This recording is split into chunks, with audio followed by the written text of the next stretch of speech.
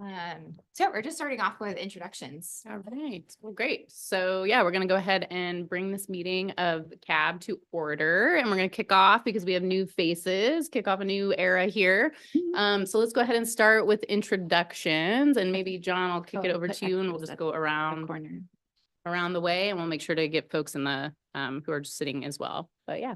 Thank you, Corey. I'm John Fisher.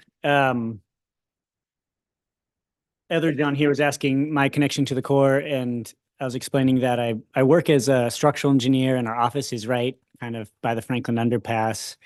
So we've got an office near the Corps area, and we've done a lot of work, consulting work in the Corps area, and I'm just generally interested in the progress of smart development, and so I'm glad to be here and contributing today. That's it. Thanks. Do you want to also just do conflicts of interest while we're going around? Sure. Yeah, that would be my primary conflict of interest also, I guess. The property that my company runs is within the Corps area. And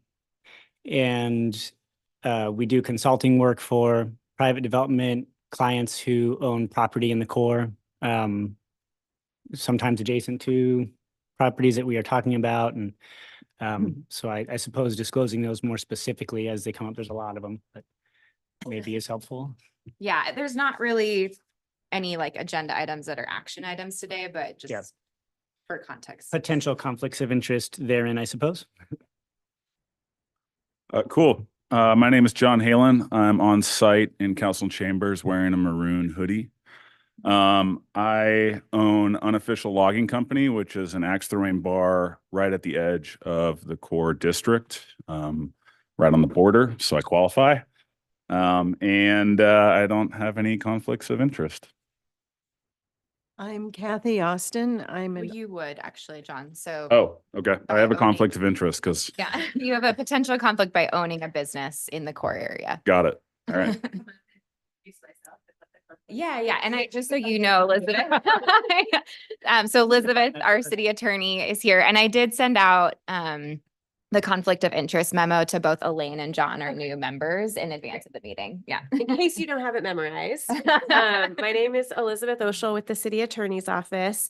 So we do the conflicts of interest disclosure before every meeting because it's required by state law, and also just to give members of the public information about who's sitting here talking and making decisions and recommendations. So almost everything, probably everything you discuss would be a potential conflict of interest because you're not making final decisions on anything. So whatever you discuss could have a financial benefit or detriment. You have to disclose if what you're discussing or deliberating on could have a financial benefit or detriment on yourself, your family member, a business with which yourself or a family member are associated, or the business of a client.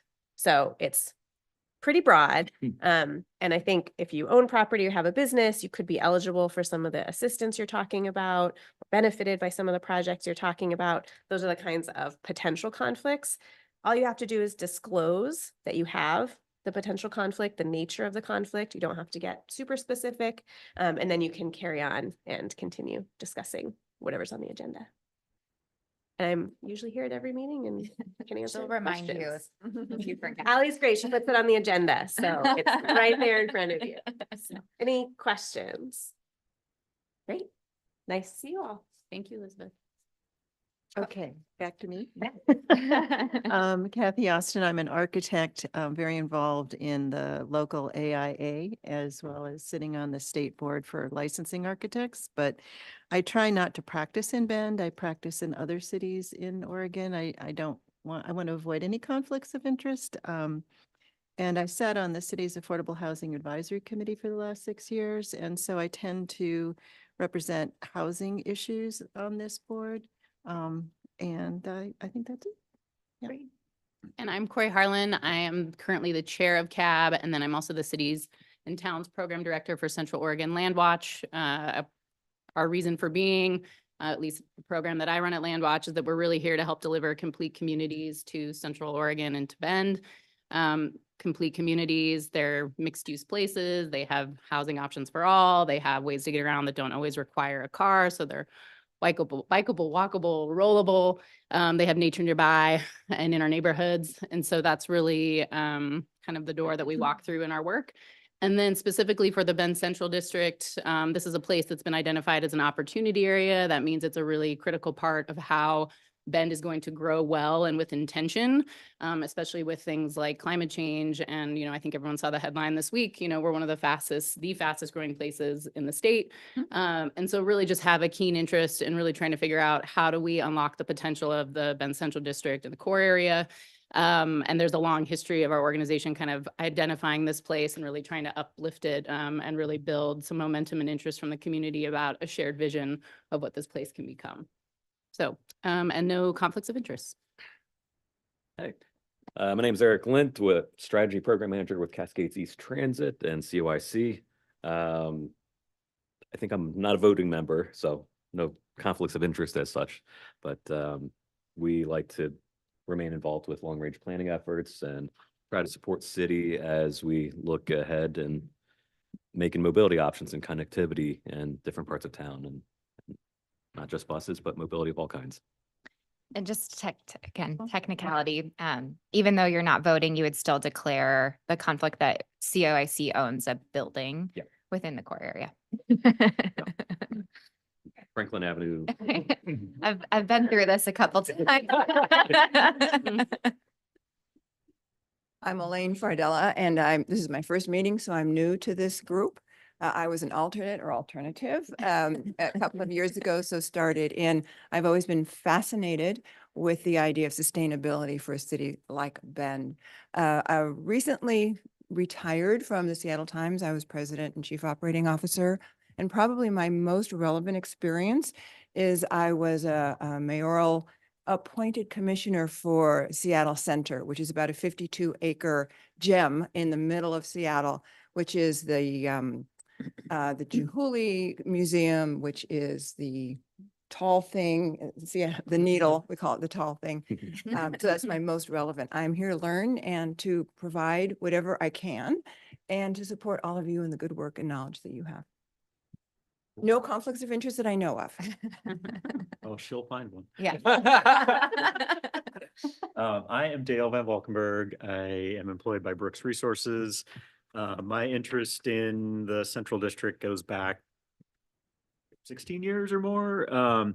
Really became especially interested in it in the 2016 UGB expansion that we were participating in. Actually was involved in drafting some code language for the Central District that now hopefully we get to update soon and make much better than what it is now. It's a good try, valiant effort.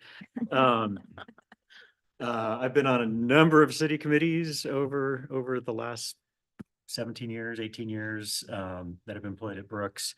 And we own property at 181 Northeast Franklin that we lease out to COIC, and at 100 Northeast Hawthorne. Both of those are potential conflicts of interest. They're both in the core areas. So yeah, there's actually something happening. I'll probably have to have an actual conflict. I'm Jeff Baker with Craft 3. I was formerly a senior business lender. I'm now a commercial lending team manager. So what the heck does Craft 3 do? Craft 3 is a lending institution called a CFI that lends to, our focus is really lending to underlent to communities, a lot of work in DEI, climate adaptation, all of those type of things, plus earlier stage startups, communities that aren't necessarily quite bankable, lots of moving parts in that. But where there could be a potential conflict, and there is none currently, is we don't have any loan clients or projects in the works in the BCD and core area. So that would be by potential conflicts. But yeah, happy to be here. Second term. So pretty cool. Yeah. Hi, Elisa Heim, and my husband and I own Big Story Bookstore on Greenwood and 3rd. We bought the business at the beginning of 2021. So yeah, potential conflict of interest is having a business in the core area. So Lisa. All right. And do we want to take it to some of our non-voting members in the audience? Just come up to the mic and introduce yourselves. Hi, I'm Sarah Odendahl, Director of Government Affairs with the Bend Chamber of Commerce, and I too am a non-voting ex officio member. So either myself or Katie, who I think is online, just for a little bit. We're here obviously representing the Bend Chamber, representing small businesses, and the business community in general as we grow within the core, and no conflict of interest. We do have lots of members in the BCD, but no financial interest per se as clients.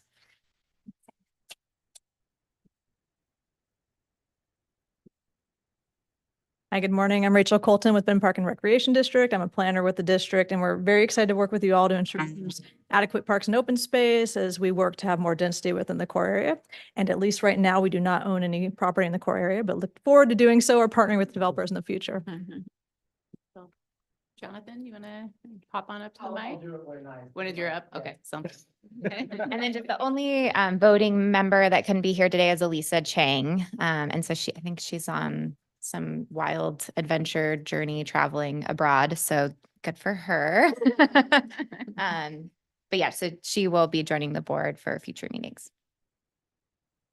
All right. Okay. I also realized I never sent you the December minutes, so we'll just approve those at your next meeting. Sorry.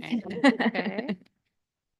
And then we'll turn it over. Jonathan can kind of come up when we'll start talking Okay. about kind of CAB's role. Yeah. I need to take a call, so I'm going to step out for a little while, even though I'm gonna miss the. Oh, you, I know, I'm gonna miss you the should know. best part. Well, and just a quick reminder for folks. So we're doing things a little differently for this CAB meeting, just because we have new folks who have joined us for this term. We really wanted to kind of revisit and get grounded in sort of a shared understanding of what our role is, what we're here to do, what's ahead of us on the path ahead. And so it's kind of a little bit like retreat style today. So it's like, we get to break bread a little bit, but we have kind of a longer meeting today to just kind of cover some of that ground. So anyway, just as kind of a reminder, a little different than our usual kind of 3 to 5 slot that we've been doing. So yeah, thank you. So my name is Jonathan Taylor. So I manage the urban renewal districts, but in tandem of what we're doing today, I work with Allie, who's the core area project manager. So look at it this way: in the core area, ideas and projects that she comes up with, I try to help finance and invest in those. So, But I don't come up with them.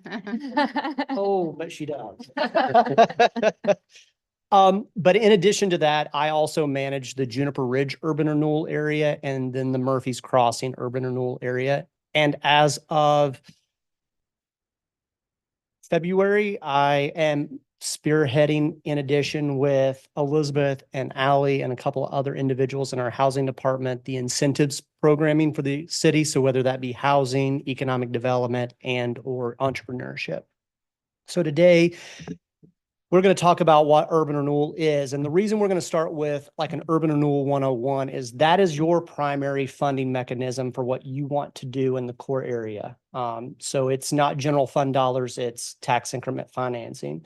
So urban renewal is a state guided allowance through ORS 457 that delineates what urban renewal can and cannot do, how it's funded, and what kind of plan document is required in order to do an urban renewal plan.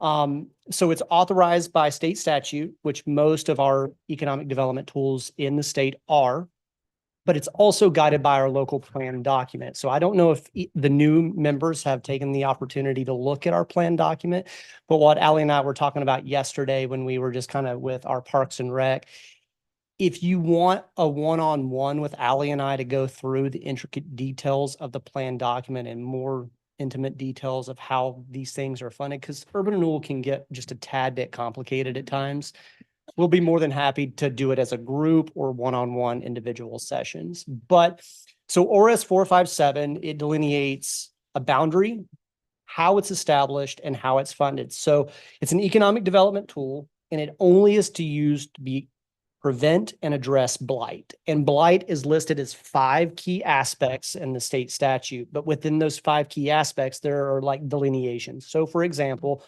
poor planning is one, but with under poor planning, it could be overpopulation or overcrowding, outdated uses, lack of infrastructure. And then it also can be to prevent blight with underutilized properties or highest and best use. It is primarily funded through tax increment financing. And how that looks is it's not a new tax, it's a division of taxes. So the reason it's not a new tax is because it doesn't go to the tax rate payers who would approve a tax rate. So what it does is it establishes the rate based on the county's rate, which is 15.98. And what it does is this is where it gets complicated. It divides the taxes amongst all taxpayers in the city.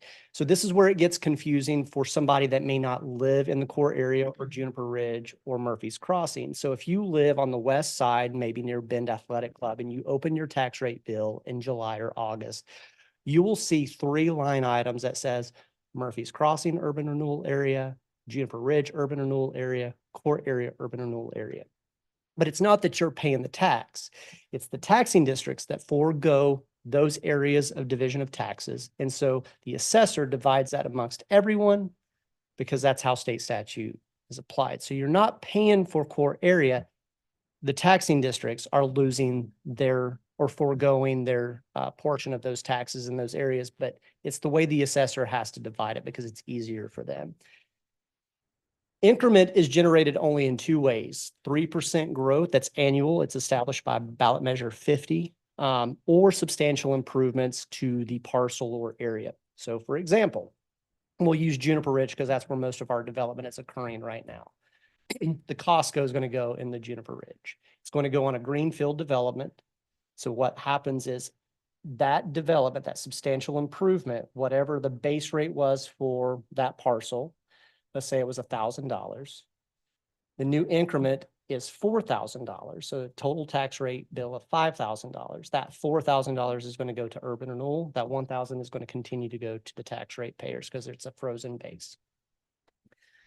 You said, wait, you started with 3 and then you jumped to 4. So if the base rate was 3,000. Well, the base rate is just an annual growth rate, ballot measure 50. You're going to pay that on your residential properties, even if you don't do anything to it.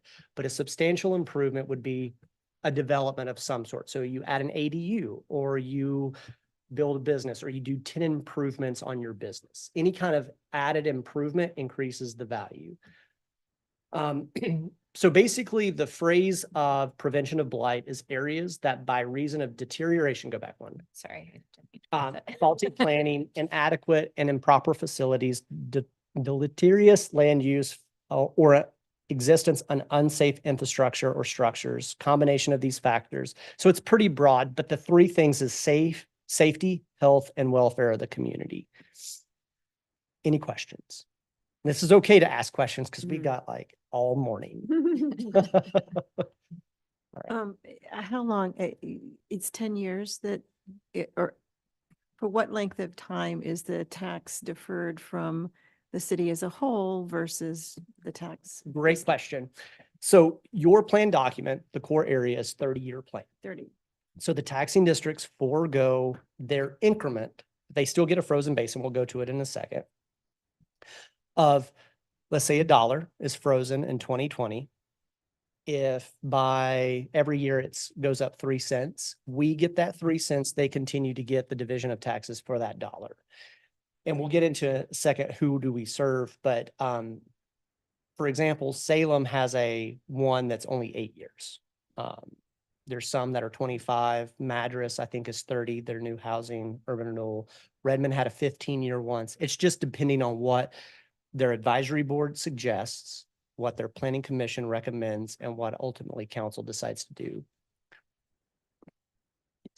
I'm just curious, with this definition for urban renewal, how Juniper Ridge meets those criteria, being greenfield and new. It's vacant land, so it's Any underutilized. vacant land can be an urban. Yeah, and so, so when we establish, and we'll get to it in a second, how a plan's adopted.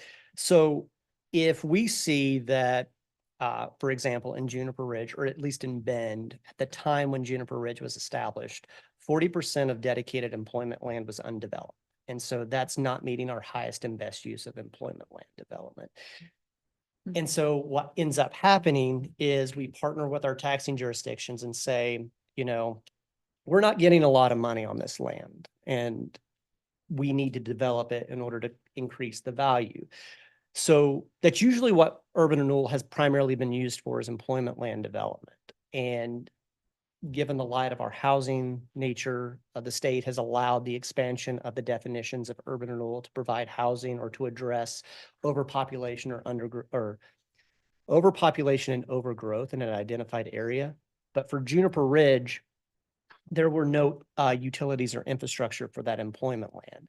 And so that's how urban renewal is able to be established. Now, there have been efforts in the state where, like, for example, the city of Portland has tried to establish an urban renewal area in some of their industrial areas, and they didn't meet the qualification of blight because, one, the highest and best use is already being met and the infrastructure was already there.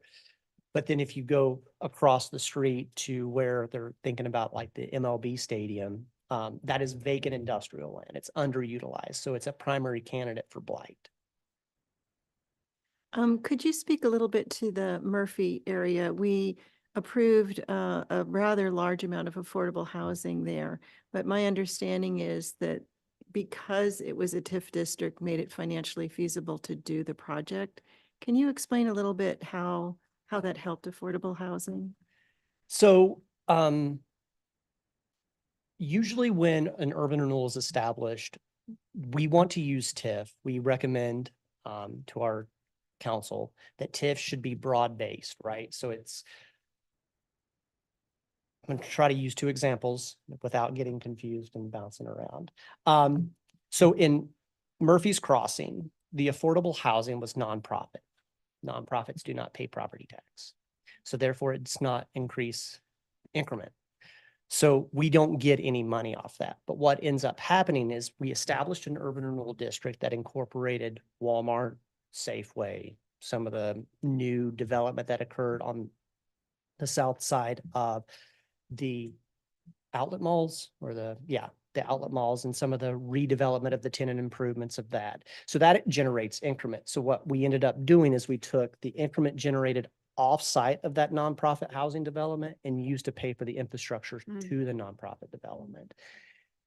That is a policy decision, right? Oftentimes, we recommend, or staff, at least in my position, would recommend that when you invest TIF dollars, we want to see a return of TIF dollars.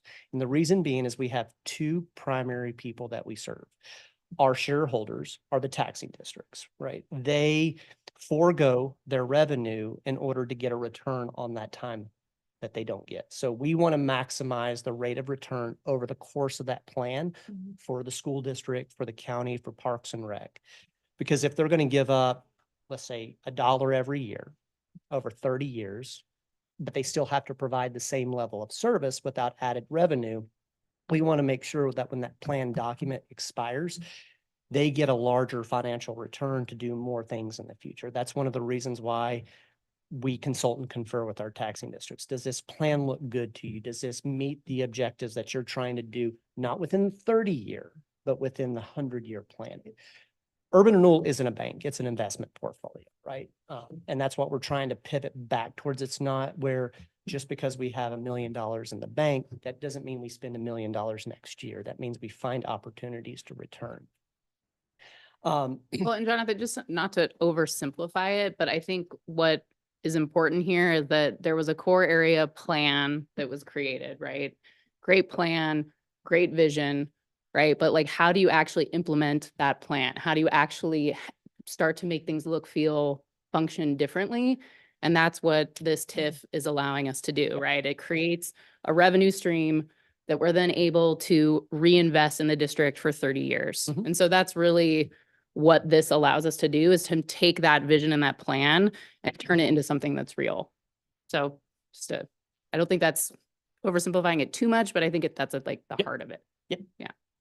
That specific project in Murphy Crossing too, we offered them like a forgivable loan with a 30-year term for just under 750,000, or right around 750,000. So that was the way that we partnered with that affordable housing development. And so the infrastructure remains owned by the city. So the TIF money that went into providing the infrastructure, it's owned by the city. It's not a giveaway or anything like that. Well, they still have to meet the development agreement that was in, like, they have to provide the affordable housing for a set term year. Yeah. But if, for example, when the deed restrictions go off, there's still housing right there, right? And so it's that investment. But yeah, the city owns the infrastructure. I think they actually used it for their private connections, their sewer, They used private it for connection. tap connections. Tap connections, so. Mhm. Okay, thank Yeah. you. Sorry to get into the weeds. No, I think it's helpful. Yeah. I- Yeah, it gets really, the weeds get really, but in what, as Corey was saying, it's like, it's a revenue stream to do really cool things in the core area, but it's also like, where's your priorities every year? Because our funding is a year delayed because we don't get our funding until November, but you've already established your budget probably in June. So we have to play that balance game.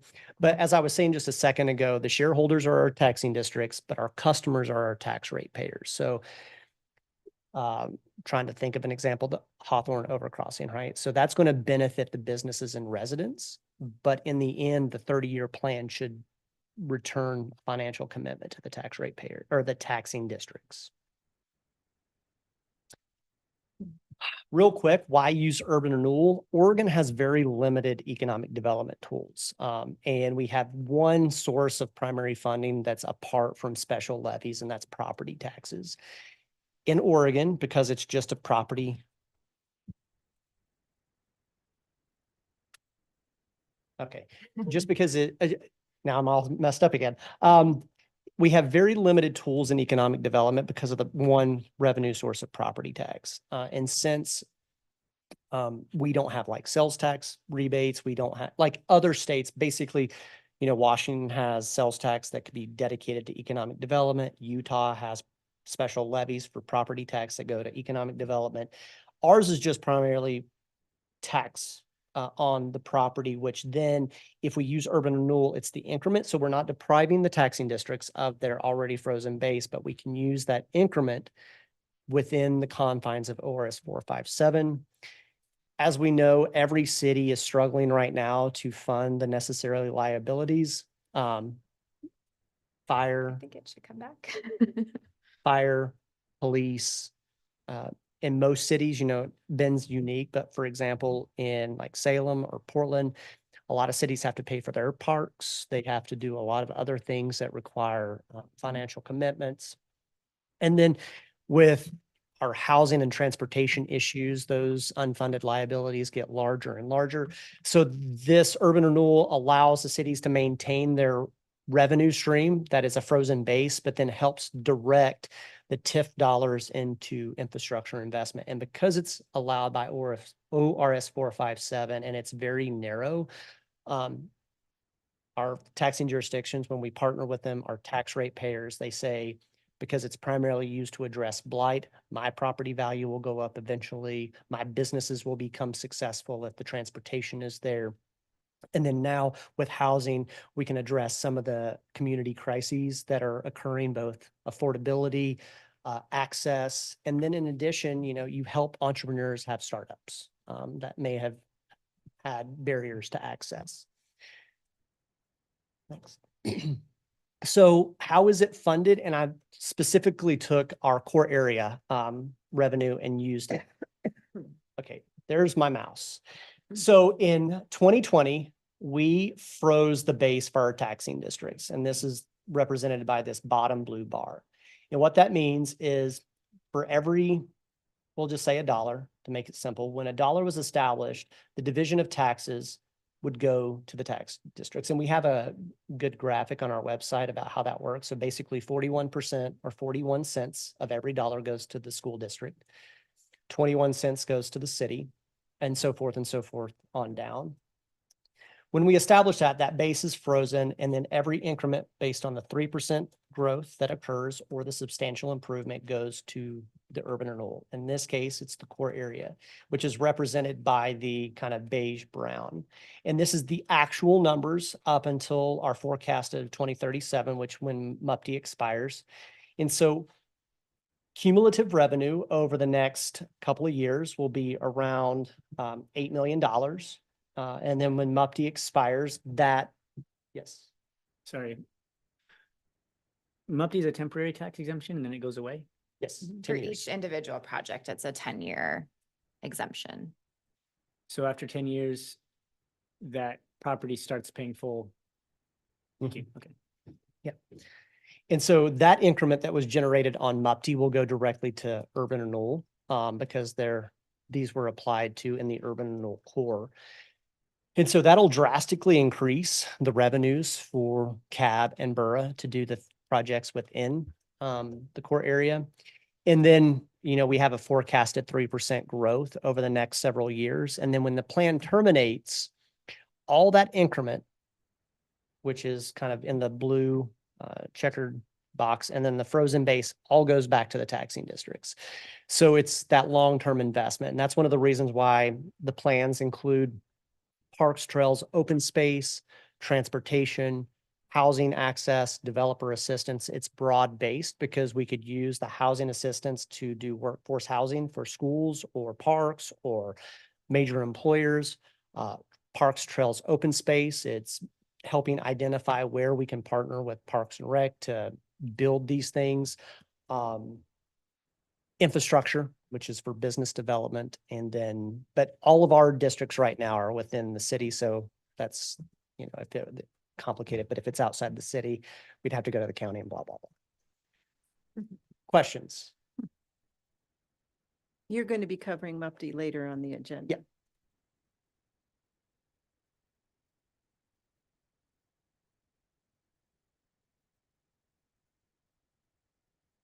So with the work that was done with this group and also some citizen advisory boards, the core area, which is where this body focuses its efforts, was adopted in 2020. It's 637 acres. The total maximum indebtedness is 195 based on the plan document. Maximum indebtedness is, here we go again with like in-depth conversations about urban renewal, but it's your bonding capacity to do the projects. So we cannot bond above $195 million over 30 years. That's established by the plan. If we decide to increase that, or if we decide to increase the boundary by more than 1%, we have to consult and confer with our taxing districts because it impacts their financial revenues. The total funding capacity in 2020 in dollars was 111 million. For example, our 2020 revenue is 587,000, and our plan end date is to 2051.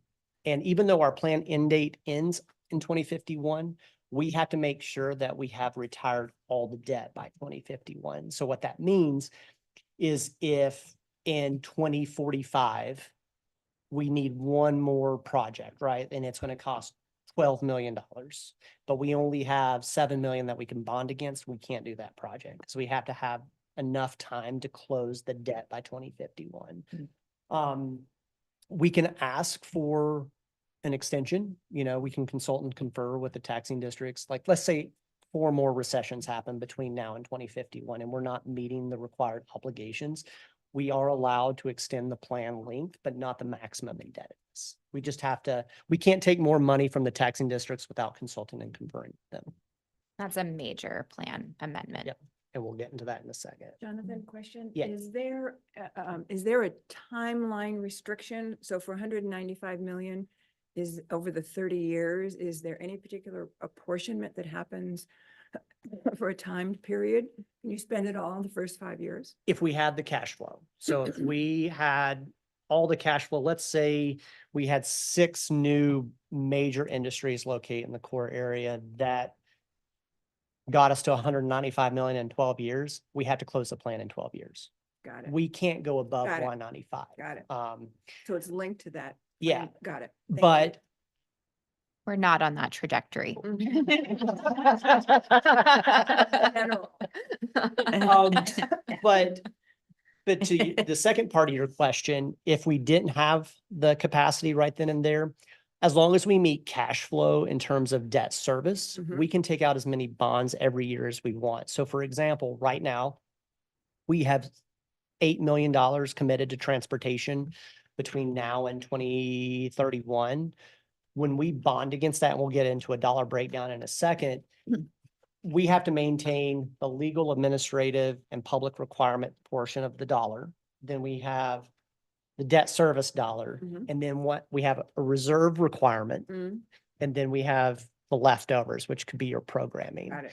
And the decision is do you take that sliver of programming every year and save it to bond further against it, or do you do smaller projects in the interim? And that's, policy question between CAB and borough and council.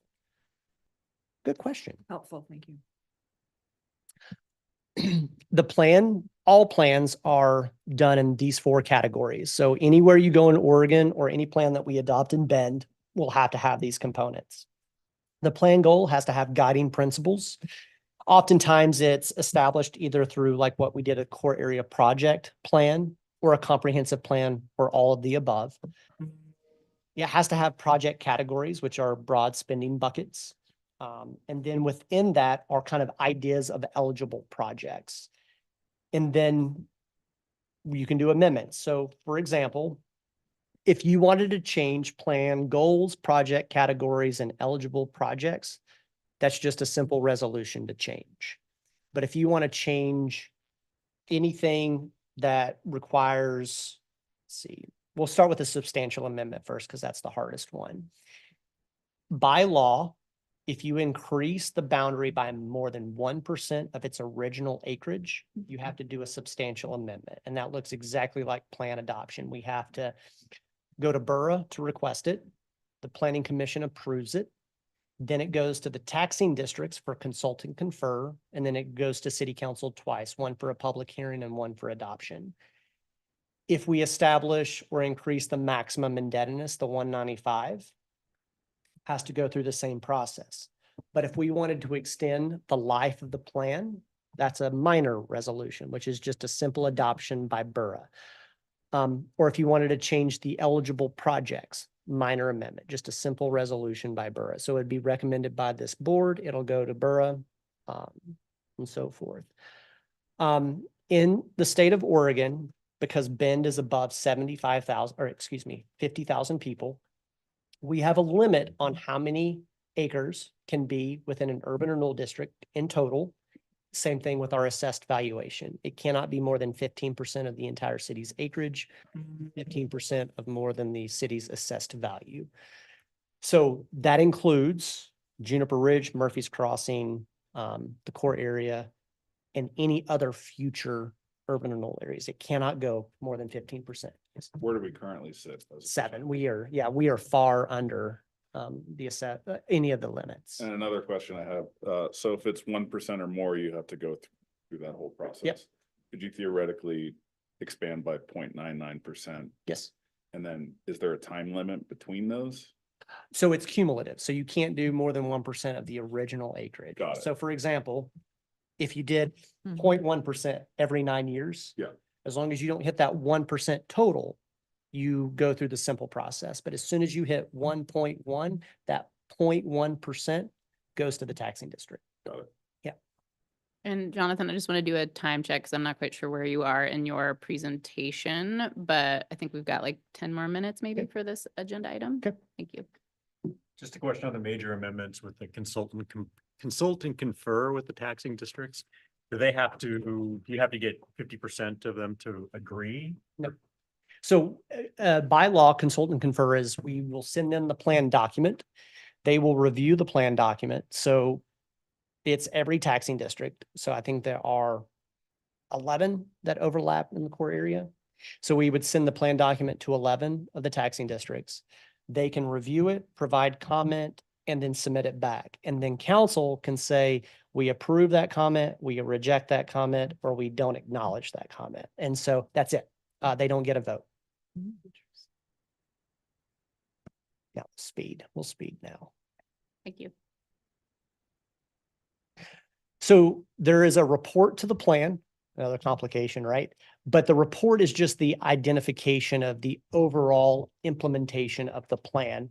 And so our project categories and these allocations are not binding whatsoever, but we've allocated all of the 195 million, 52% to transportation, 18% to affordable housing, 15 to business and redevelopment, 10% to parks, open space, and then the required 5% to plan administration. That does not mean that we spend 52% every year on transportation. That's just the projected allocation over the life of the loan. So for example, we could spend 52% on transportation for the first 15 years and then focus the rest of the 48 on everything else over the next 20, yes. So the money that we've put towards Hawthorne Crossing, what percentage is that of this?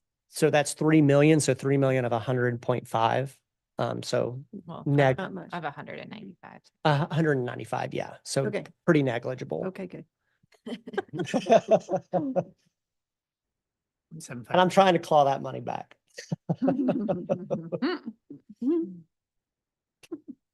And you've already seen these numbers, so I'm not going to belabor. And if, the new members want a little bit more in depth of where our budget is currently at, and we'll get into this when we do budget revisions in May and June.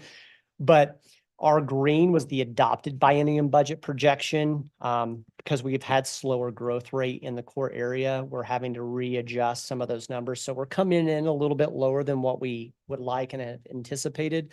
But when MUPTI comes back on in 2037, we'll be fine. It's just this 10 years that's been kind of slow, or will be kind of slow.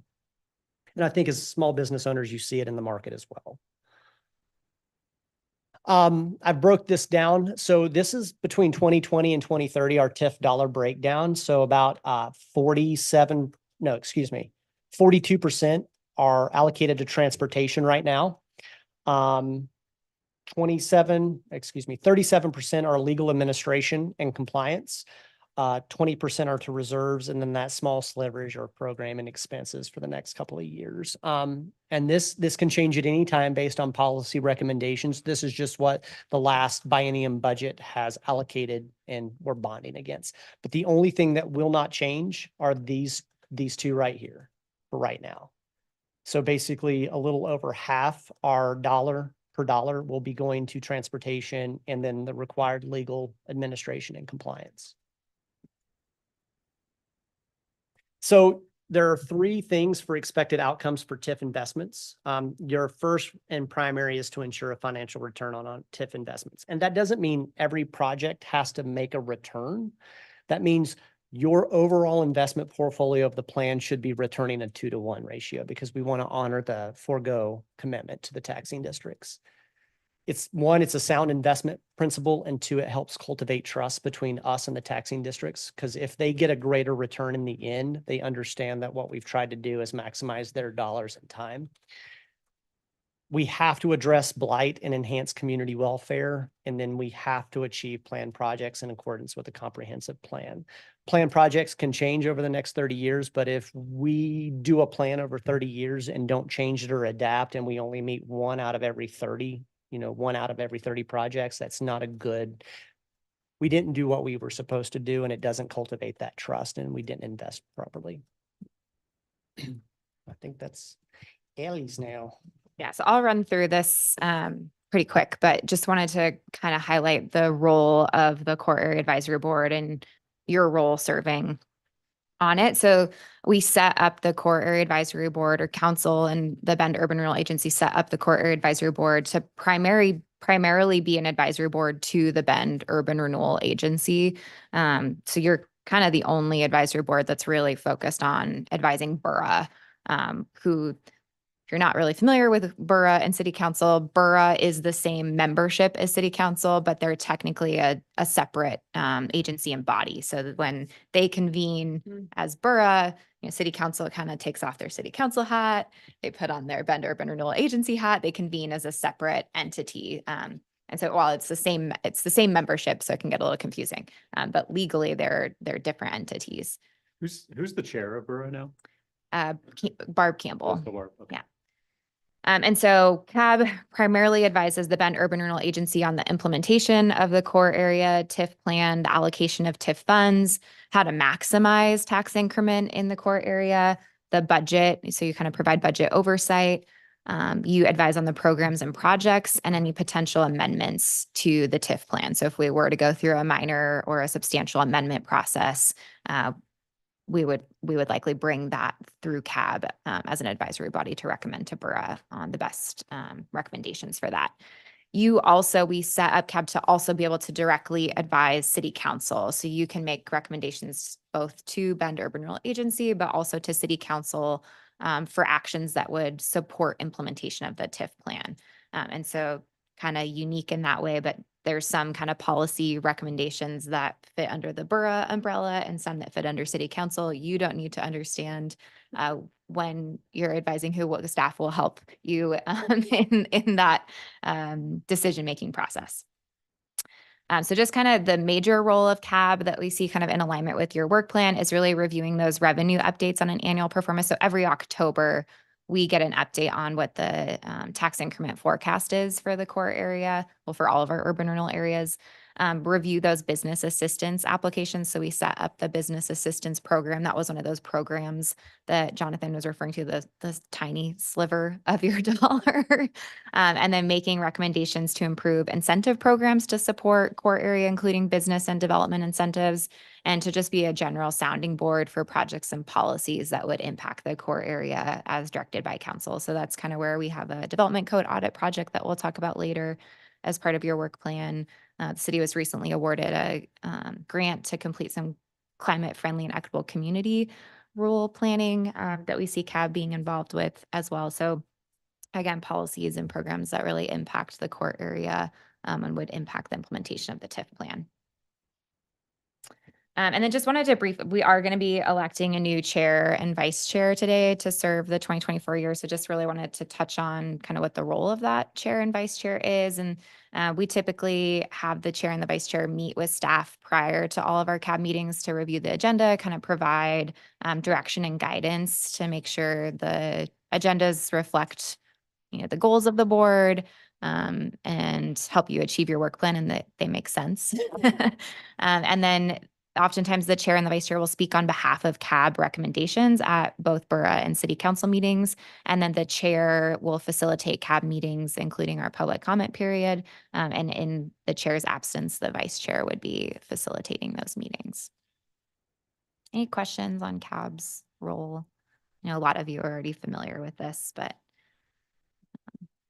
yeah. And just really quickly, didn't see it in the slide, but something I think that's helpful for this group to be aware of. So folks will recall, we spent a lot of time going through the plan and putting together metrics, right, to sort of track, like, what is our progress? How are we doing year over year? And so there are a couple of really great online resources that give a much more kind of interactive and visual representation of like, how are we doing and achieving, the goals that are laid out in the core area plan. So we can definitely share that around to CAB members, right? I have those like bookmarked, right? So I can kind of like pop in and check every so often. So those are really great tools too, to just be aware of that we built out and Allie did a great job with, and we haven't, looked at them in a bit, but they do exist and they're pretty helpful in sort of telling the story of like where we're at right now. Yeah, we have a dashboard on the core area tax increment finance webpage that kind of shares some of those key metrics. And then at your May meeting, we'll bring a draft update to the performance metrics with the 2023 data. So you'll see like a full update to those with the historic data as well. Yeah, well, and I think we just wanted to kind of get grounded in that kind of 101, maybe review for some folks, but just I think good information for us all to have fresh in our brains. Pretty dry, eh? No, we appreciate it. It's good. We're all wonks up appreciate it. here. We want to know. Yeah, I would say fairly wonky crowd. So then we thought we would just take a minute here. We have about 30 minutes for this agenda item. I don't know if it'll take us that long, but we'll see. But just wanted to give folks a chance to sort of check in and say, what are the goals that you have for our time together today? Is there anything you're not seeing in the agenda or that you really have a key question about that you want to make sure we cover? And then what you really have in mind for, any goals you have serving on this body. And if you've got specific goals you want to share there, just want to kind of have a chance for everyone to put those in the room and chat about them. It can be kind of a nice point to sort of understand where folks are coming from and, just kind of check in where we're at individually. So that's what this next part of the agenda is intended to do. We started at this end last time, so maybe we'll kick over to this end. And Ally, anything to add there about how kind of dive into this next No, I agenda think, item? you know, just even thinking about the year ahead, what are you really looking forward to as a cab member? Kind of, you know, what are your ultimate goals for serving on cab? So for today, I think review and hearing again why we're here, about the TIF, that's been helpful. So no goals for today. I think it looks great. For the year, I think it's tricky to lay that down because of the update that we got at the end of the year regarding the budget. And so I'm also here today to find out what the year does look like for CAB and for the core area, and how if decisions are to be made this year, or recommendations. So I think a better understanding of what the year will be bringing will then lend to what my goals might be. And I think just being a voice of small businesses in the core area is what I'm here to do. And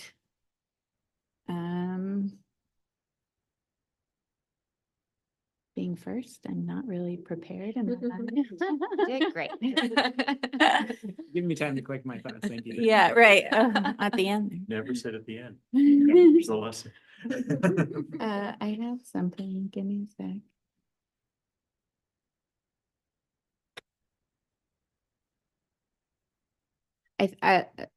I don't know if it's possible, but I will continue to say I think can't remember what it was called right now, but a vision for the area, a shared vision. I think we have a lot of items that we do share in common of what the vision looks like for the area. But I think to be able to narrow in on that would be helpful. When I look at, you know, if I drive down 2nd Street and I'm trying to visualize what it could look like in 10 years, it's a little mixed up for me based on what we're all bringing to the table and plans that have been shared, of what, is it modern and big and white, or is it kind of funky and artsy and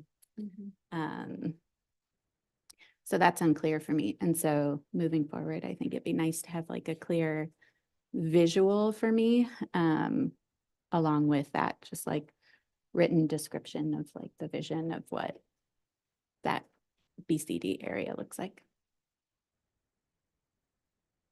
Thank you. Yeah. Sure, just walk in and like, hey, Jeff, go speak. I think we're on number 4, so I'm good. Really what I was looking for today is just really Jonathan's presentation. Actually just reconnecting with everybody and meeting new folks. But that was really the big thing, is just getting back in the room with everybody, right? Like just going back and saying, hey, let's do this. As far as like the goals for me or what have you for the group, I think the biggest thing is taking all the things that we've sat in this room and talked about. And for me, being able to see movement and seeing some of the impacts that happen, right? Like even the I can't remember, was it 3 or 4 businesses that we helped finance some stuff? 6 businesses. You know, in the upcoming months, maybe just take a road trip or just drive around. I know like the coolest thing for me, having been in Central Oregon for, you know, what, 15 years, is driving around with my kids and going, I financed that project. I financed that project. I did that project. And, you know, and not about me or the company, but just like seeing like, hey, there's impacts. And I think taking all the work that's been done in this room this year, we're going to start to see things happen, and we can visually see them happen, some of these things. And I think that's the biggest excitement for me, and maybe not a goal, but that's what I'm looking forward to. Goals for today. Well, I'd like to see us get our subcommittees formed, kind of refine what it is we're going to do and what sort of assistance we're going to have to do that. From staff, what resources we'll have. Overall goals would be kind of tied into that is removing barriers to development. What can we do to make it easier to entice people to come into our core area and spend money on their real estate and get some return on our investment. Try to accelerate things a little bit. Along those lines is kind of to refine and define what our role is. And we started out meeting monthly. We had a lot of stuff to do in terms of the plan and getting all that in place.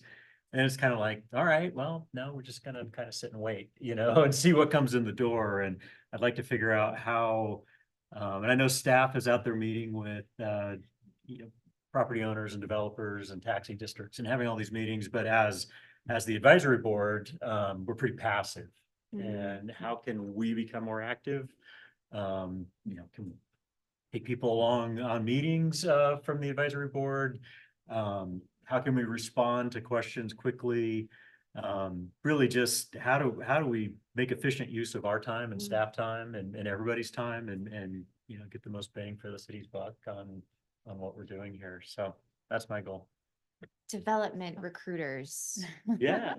Yeah. Business cards or whatever with Ben's number on them. Yeah. I like that. Yeah. I just wanted to note that Counselor Perkins and Sharon Smith both joined kind of in the realm of all the discussion. So just wanted to let folks know that. Thanks. So for today, no surprise, be a sponge and really just learn everything I've heard. It's like, oh yes, oh yes. So all of there's so much material online that it's completely overwhelming, and is it repetition or is it different? So it's great today to start putting stakes in some of the pieces. So thank you, Jonathan. It was excellent, really helpful. And everything I've heard has been super helpful. Because I'm new, where I'm coming from is we've been in Bend since 2015, part-time and full-time the last 3 years, is the whole idea. When I first came to Bend, I talked to grocery store checkout people. I talked to all different people and said, what do you want for the future? What's your hope for the future of Bend? As I knew this advisory board was starting up.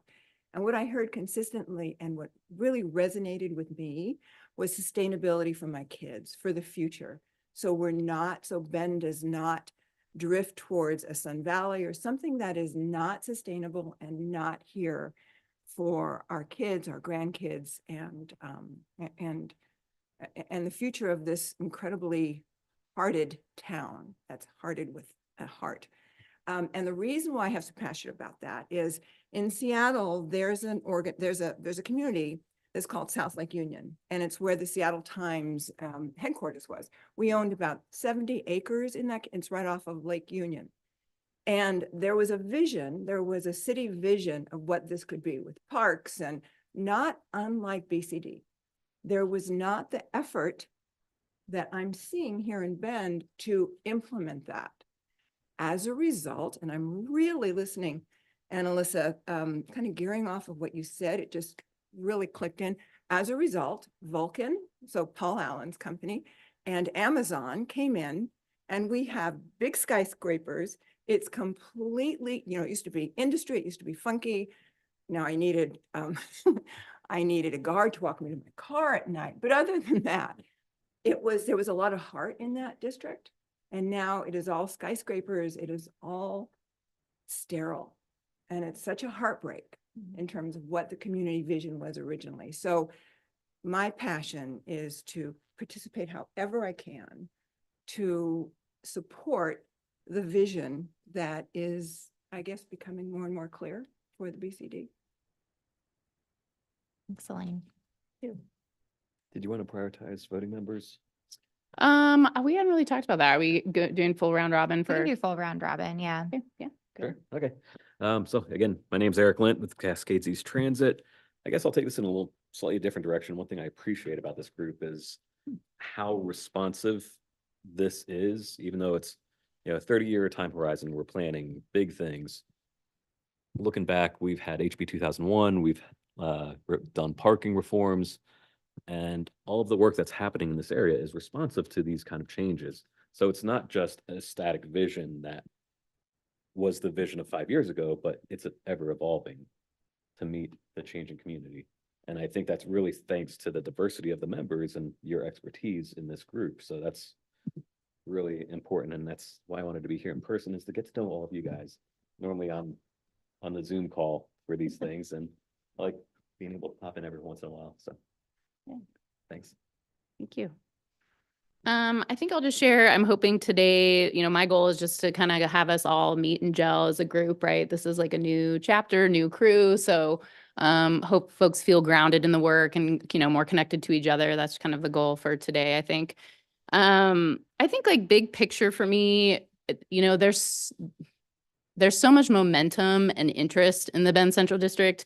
And I think I really want to see that sustained, right? We have some budgetary challenges that aren't going to be, you know, exactly what we envision. And so I think that's going to require us to pivot and be creative about how do we keep this vision at the fore? How do we make sure folks understand that like the steps towards taking that vision and turning it into something real are actually happening? And so like some of the comments that other folks have shared really resonate with me because I think that's really important, right? We have lots of things that need to be done, right, at any given time. And so to sustain that momentum and interest is a goal, I think, of mine. I think that's a big picture. I think like on a more fine grain level, like I think this is the year like when things start to happen, right? Like, and I'm really looking forward to ground being broken, streets being torn up, even if that's a little bit of a headache for a while, right? Like things that actually start to look and feel different so that folks understand that like what we've been talking about is actually starting to happen. So I think that's, you know, Second Street is big. I think Franklin, Greenwood,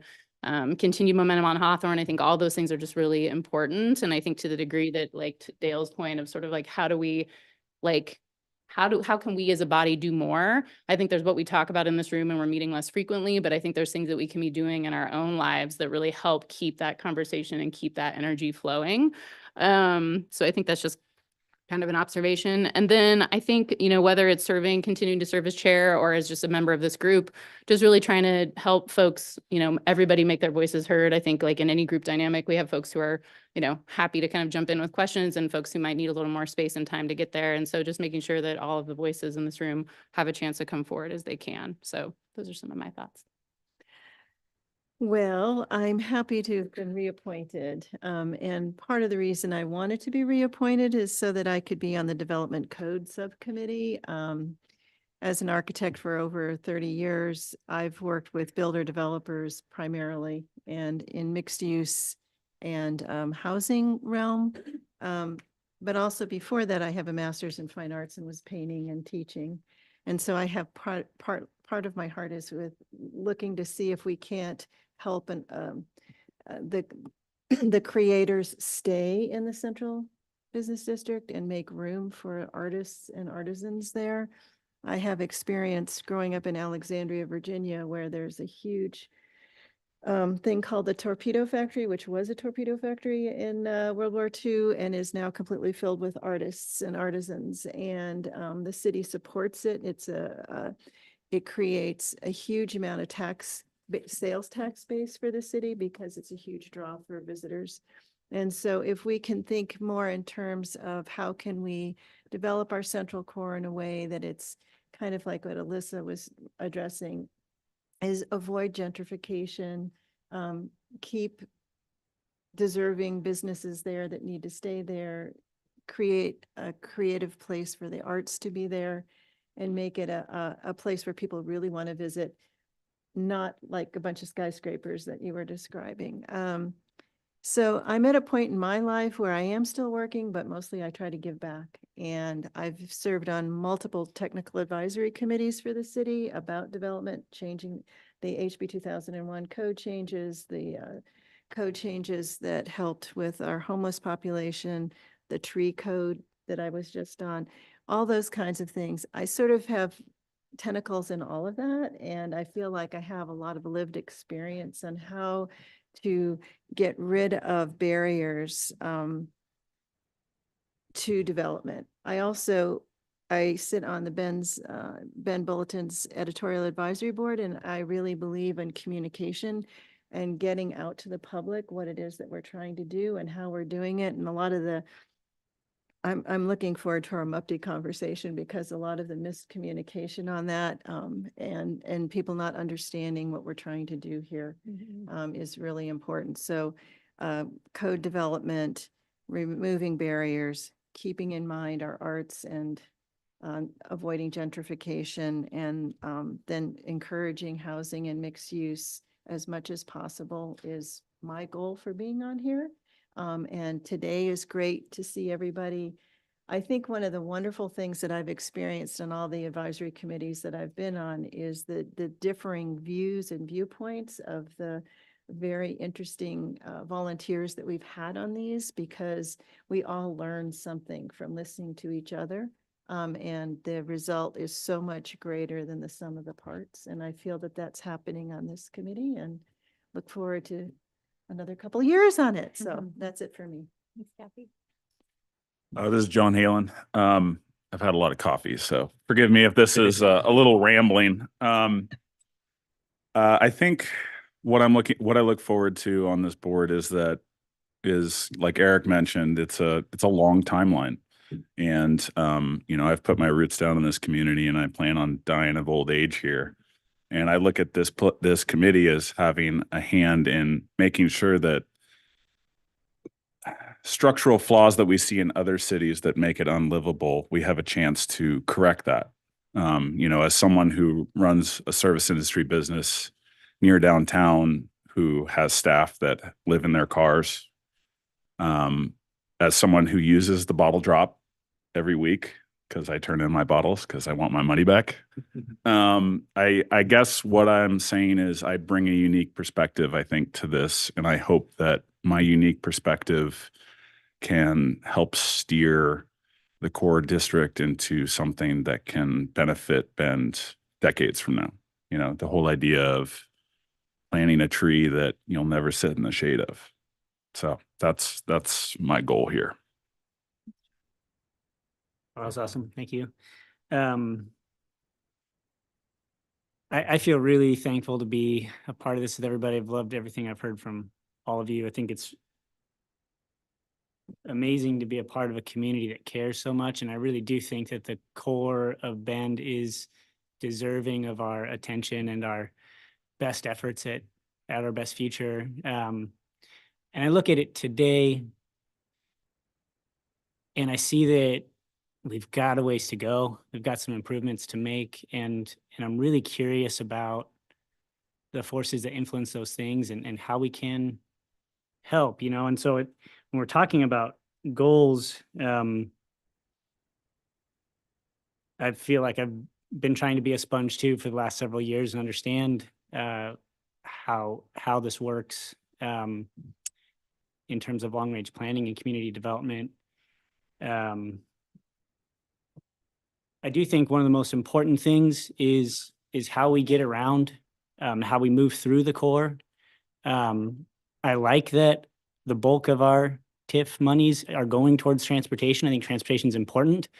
I think this board could have a more active role in those transportation projects, and maybe in giving input on how those things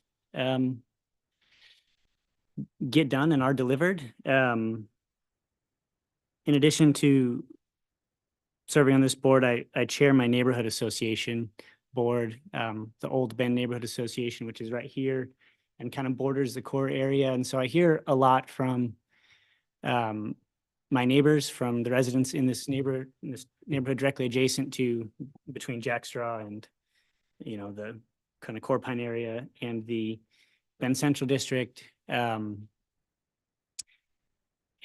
there's lots of concerns about connectivity and the quality of connectivity. I think my goal long-term is to have the core area be a place where my daughter can walk to Elisa's bookstore. It's an amazing bookstore, and I really want to be able to send my kid there to look at the books. And I'm comfortable with her walking the other direction and going down towards Jackson Corner. Because I know my neighbors and I know they're looking out. But as it is today, I wouldn't send my daughter under the Franklin underpass and across Franklin and then down Second and then across Greenwood. And it isn't necessarily the people. I think we are surrounded by great people that are inherently good and care a lot. A lot of it is I'm worried about her getting run over by cars. And well-intended people who are on cell phones and driving 3,000-pound cars are dangerous to a pedestrian. So that's why transportation, I think, is important to me. I think the core area board can be a holder of that vision. I brought this Envision Bend action plan. I thought it's such an amazing effort that the community went through broadly of like, what do we want the future to look like? And there's so much consensus around what we want it to look and feel like in the future. And I think that we can be holders of that long range vision and just be checking in like, hey, are we taking these steps towards this long range vision and how are we helping? I'm excited about the code audit. I'm glad you are too. And in terms of where rubber hits the road, I see that is right now sometimes a detractor from development.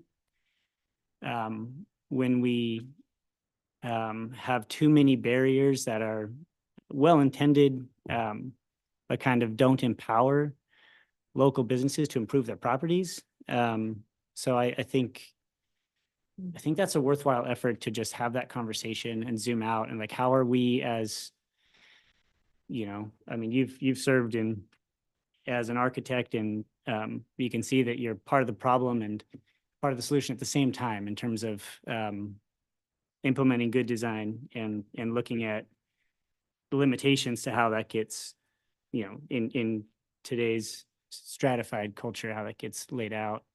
And I think talking to city staff about what their role is in facilitating development, I think is important. And I think I hope that looking at development codes is helpful to that end. I feel like I'm rambling. That's all I got. Thank you. Thanks, John.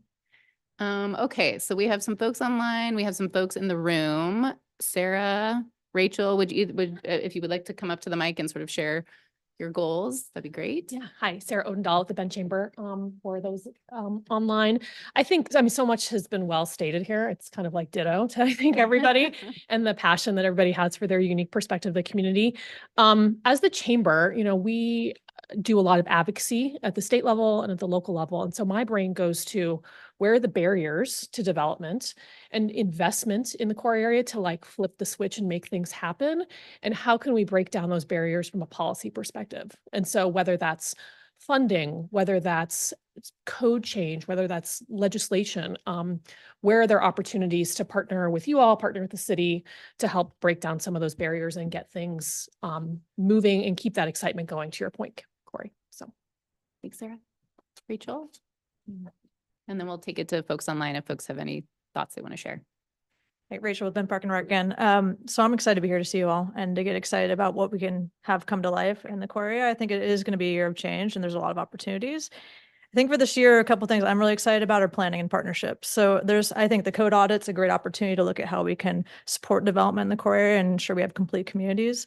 And there's some really exciting planning going on. I don't expect you all to be watching our agendas for Ben Park and Rec, but we will be coming, I believe, in May to talk to you all about it's a midterm comp plan update. It's more of like a check-in. We have a 10-year plan. We're halfway through, so we're updating as appropriate.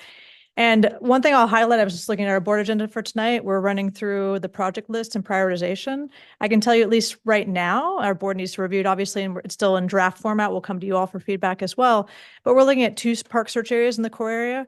As the core area report indicates, it's deficient, right? There's the riverfront or Riverview Park, which is actually on city right-of-way at the northern end, but it's not much of a park, doesn't provide much service.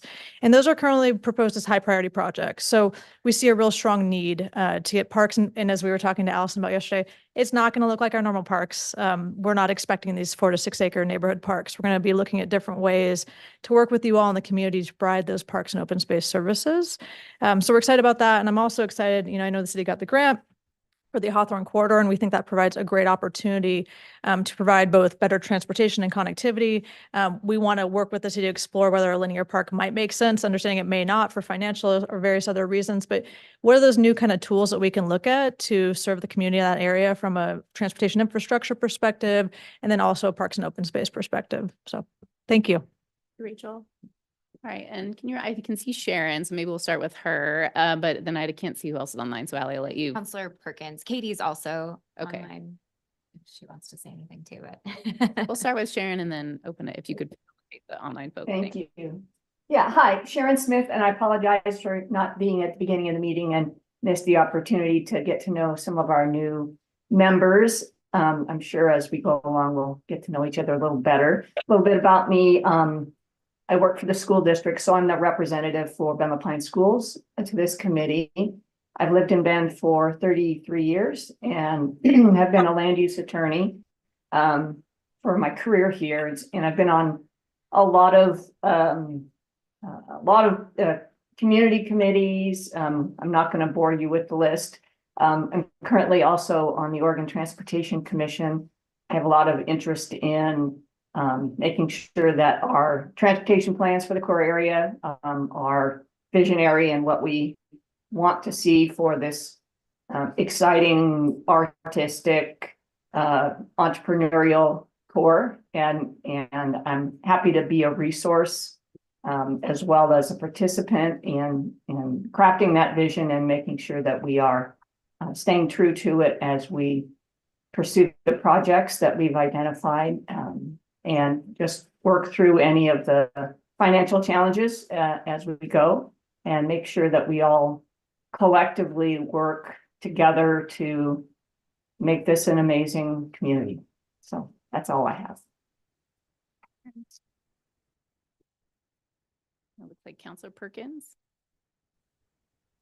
Hi, everyone. Sorry I was late. Yeah, I mean, I'm just here today to listen and learn from all of you and to figure out how I can help move this work forward from a council perspective. And I'm really interested in, the rest of the day, the retreat you have planned today. So thanks for letting me listen in. Thanks so much. And then Katie, any comments to share? yeah, I don't know if Katie, if you have anything you want to share, feel free, but if not, we'll move on. And Sarah, yeah, right. Okay. Okay, I think we're good. All right, sounds good. Okay, well, then thank you everybody for sharing a bit of that. I hope it again sort of tells us a little bit more about where we're all coming from, gets us grounded and sort of energized in the path ahead together. Now we're going to move on to our next agenda item, item 5, which is electing a new chair and vice chair. And so right now I'm currently serving as the chair, and Elisa, who is not here today, is the current vice chair. And Elisa did note that she has interest in continuing as a vice chair role if there was interest, but she doesn't have to either. I think that was kind of what she communicated, right? Yep. Corey, And- can I ask, are you interested in staying on as chair? I am interested in staying on as chair. However, I am more than willing to step back if there are others who would like that opportunity.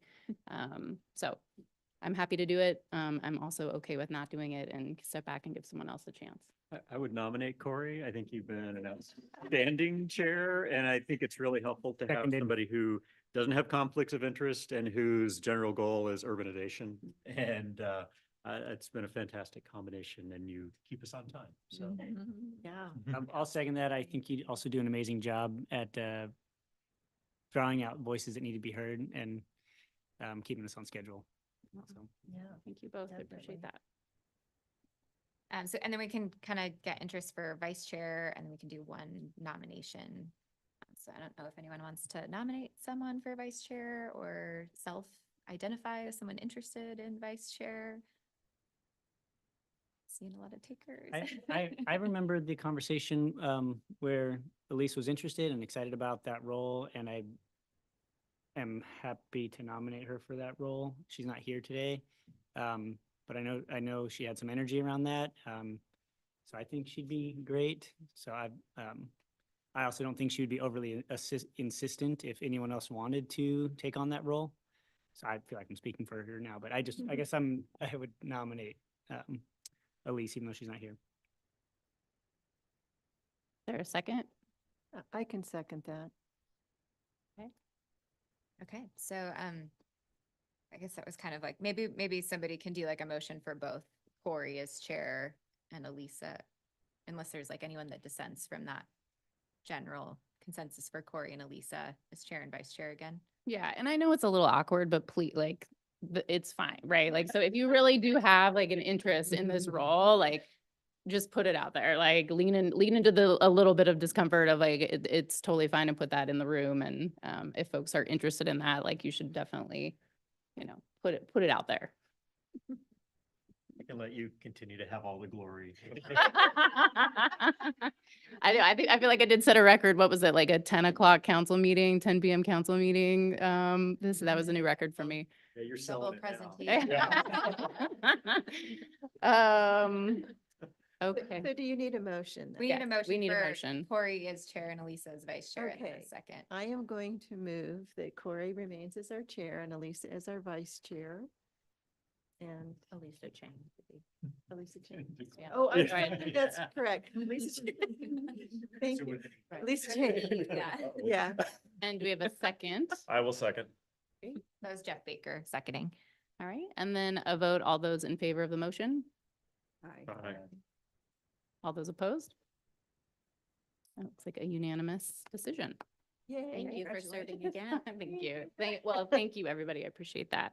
And I know Elisa will be really thrilled too.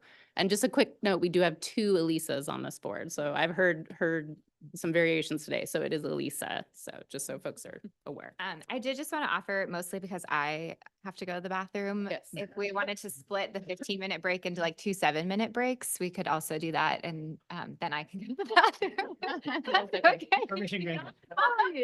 We will take a quick 7-minute break and reconvene. Okay, thanks.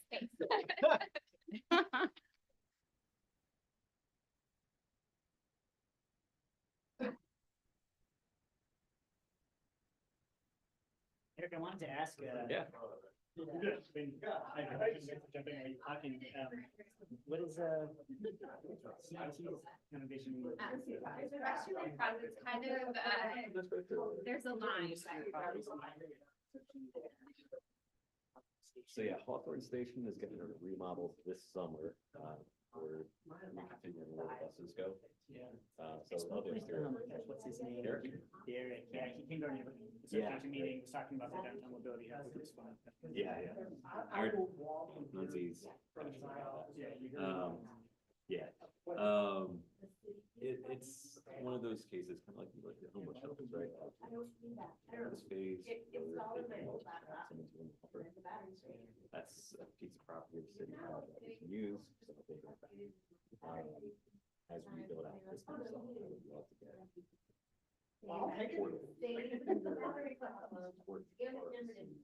Make something that's more integrated into the community.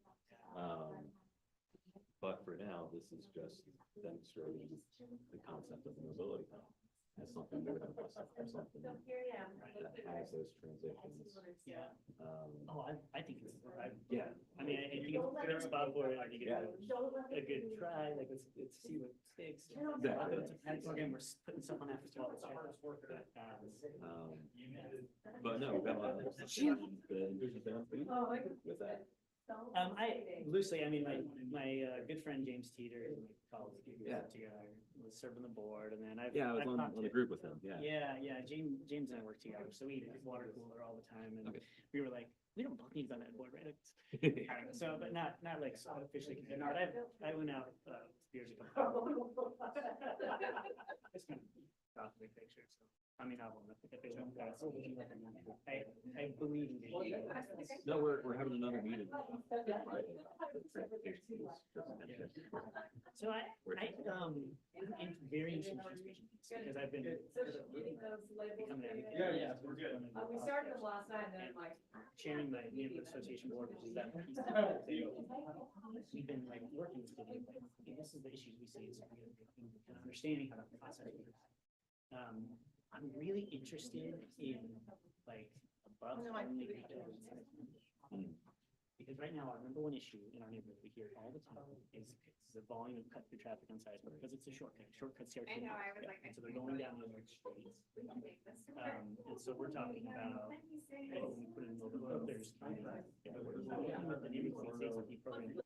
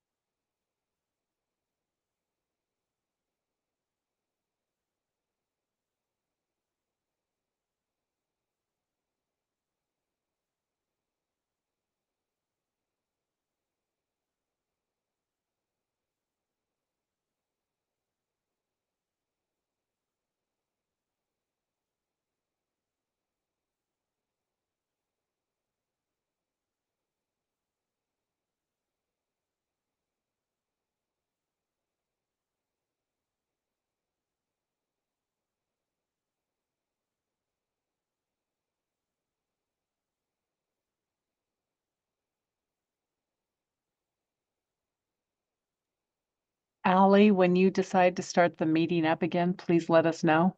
Okay, thanks, Gina. I was muted that whole time I was talking, so just gonna do a quick repeat. So, uh, so just a quick update on the city's multiple unit property tax exemption program, or MEPT for short. The city's received 4 applications total. 3 of those are within the core area.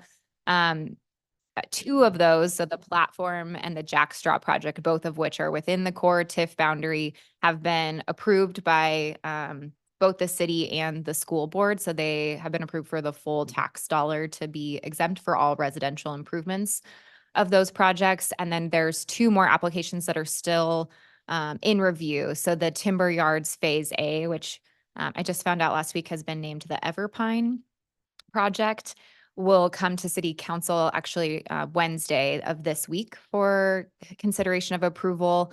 And if approved by city council, it would receive the 51% approval needed because the school district already passed a resolution that supports the policy of providing MEPT for projects within the TIF area only. And then the Penn Avenue micro units project, that is outside the TIF area, so it has not received sort of that approval from the overlapping taxing districts. That project is currently in review.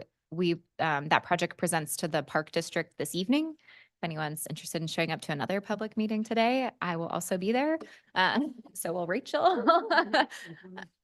The Penn Avenue micro units by Hiatus Development, and they will come to the City Council April 17th, and then the Board of County Commissioners April 24th, and then to the school district May 14th.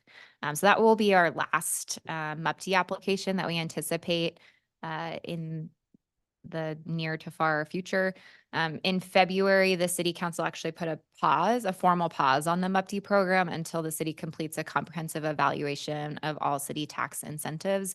And so I think kind of the larger goal with that project is to evaluate all of our city tax incentives. So our enterprise zone, the state has passed a lot of new housing tax incentive programs, and then we have kind of some ideas for how we can potentially achieve multiple goals. And we want to kind of create more consistency amongst our development incentives between Juniper Ridge, the core area, and even our business assistance program. So just general kind of more consistency among all incentive programs. And if MEPT is to continue, we're likely going to see the requirements for that increase.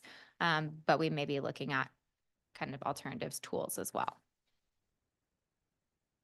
So yeah, you've all kind of mentioned since during the goals and roundtables, Bend has grown, right? And so since 2005, which is when the city started getting involved in incentives, primarily with housing.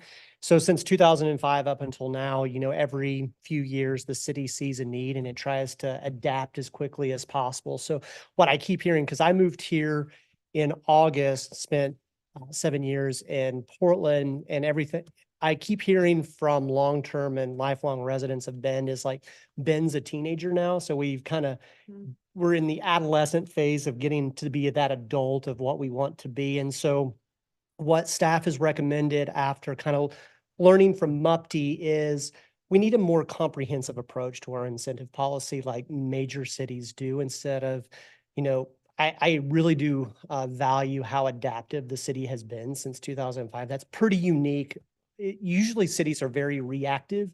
And I think in looking and reading a lot of things since 2005 for Bend has been kind of forward looking and adaptive.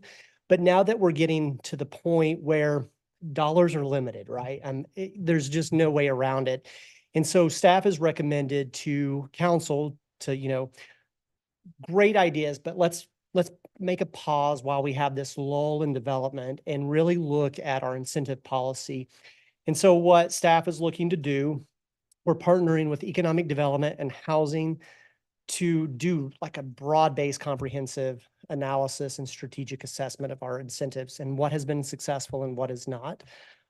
So what we intend to do over the next year, because we don't want to reinvent the wheel, right? I mean, there's been a lot of work done over the tax incentives since 2005, but to really look at what's working, what's not, what is the general welfare of the community, what are community benefits, and what is the actual return that we are looking for? Because oftentimes council can't always look at financial returns, right? They've got to look at the needs of the community.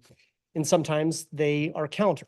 And that is okay. That's what council's there for. But for staff, what we want to provide is an assessment that looks at our housing, our economic development, and any kind of proposed tax incentive structure that balances the competing interest of what the community needs and desires, and how can we fund that long-term. So beginning, goodness, in February, staff is looking at our low-income nonprofit. We're looking at MUPTI. We're, as Ali was saying, our enterprise tax zone, and we're going to propose something radically different in the future. And we don't know how we're going to get there yet, but to kind of give you an idea, we want to streamline the process of what is required through state statute, but also make it adaptable in the spirit of what Bend has been trying to be. And so we're going to congruent the Juniper Ridge core area and Murphy's Crossing right now with the same development kind of standard that has been based on what MUPTI has done. So my personal recommendation will be to the kind of the staff group that will then recommend to this board, that will recommend to our council, is development has to pay for itself, right? We can't we can't take from Peter and give to Paul. So that's what MUPTI does, is if it doesn't develop, they don't get the incentive, right? And that's what that's the spirit we want to make. We heard that from our taxing districts. We heard that from our citizens and residents, that what is the community benefit, and are we ultimately giving much needed tax dollars to a developer? And outlining the key criteria, the key policy objectives. We hope that in August, we have a draft that we can provide this group for feedback and recommendation. There'll be a public engagement opportunity. You know, we'll go to AHAC with policy questions in April. The Affordable Housing Advisory Committee. We'll go to The Bend Economic Development Advisory Board. I still don't know the full names of these yet. And this will also come on your May agenda. We'll bring an update on this project on your May agenda and your August agenda. And so, yeah, I mean, there's probably going to be a lot more questions between now and then of what incentives are, but we really are thankful to the city council to say, go take a comprehensive look at our incentives, because incentives aren't changing. I think our council still wants to invest in our community, but we want to make sure that we're honoring that investment long-term, but also meeting the needs and goals based on the council goals and objectives and comprehensive plans, plan documents. There's just it's a neat idea. I'm excited about this project personally. I think kind of just to translate it so folks understand a little bit more how this would impact the core areas. We had set up that development assistance program for the core area, instead of kind of siphoning like some of the like what we anticipate for bond revenues, is setting up a development assistance program that's modeled a little bit more after our Juniper Ridge development assistance program. So if you're developing a site, you could qualify for like a tax rebate essentially, or a reimbursement of the tax revenue that you're going to generate as a development. So after you receive C of O, you could get a portion of your tax dollars back. And I think what that exactly looks like in the spectrum of the level of investment or the years that we offer that is still subject to kind of more conversations on a broader level, because we want these incentive tools to look similar across areas of the city. There might be like more unique things that we want to incorporate for the core area incentivize, but generally try to create a little bit more consistency in the process for all the development incentives for all the urban renewal areas. I know there are questions. Question and comment, actually. I think this is great. Coordination is great. Coordination with all of the different departments within the cities, for instance, on street standards and sidewalks and how that impacts our core, and, you know, making sure that everybody's talking to everybody else. But I really applaud you for moving forward with this. There seemed to have been a lot of misunderstanding out in the public about what MUPTI was.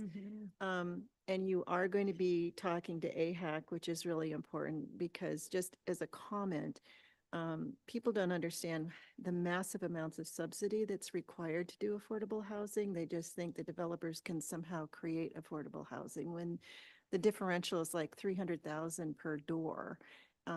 You know, so there has to be some good communication moving forward and not stopping development by requiring a huge amount of affordable housing happen in a development. I just want to put it out there that just unless there's a lot of subsidy available, it just can't happen. And I'm just putting it out so the public understands that it can't be done without enormous amounts of subsidy.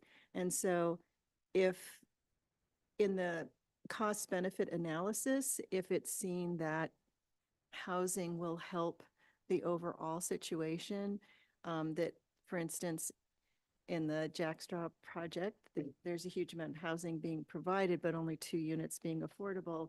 That was seen as being criminal in a lot of the community, and they don't really understand how it all works.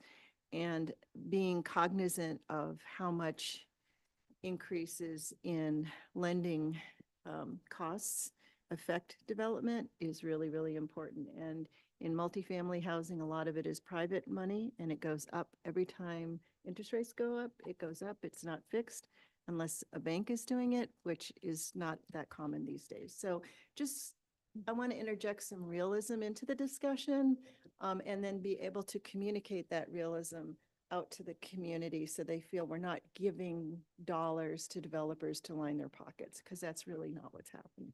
Thank you, Kathy. Are there other questions or comments? Yeah, I would just, this is John Halen. If I understand correctly, most MUPTI programs are if you meet certain criteria, it's qualified already. I think the downside and a lot of the misinformation that came as a result was the fact that they had to grovel in front of every taxing district to get the approval, which in the end, it should just be, you checked all the boxes, you get it. And that way you don't get this, it was like a month straight of just chaos. So that would be the only comment I have. John? Other thoughts or questions? Sarah? Yeah.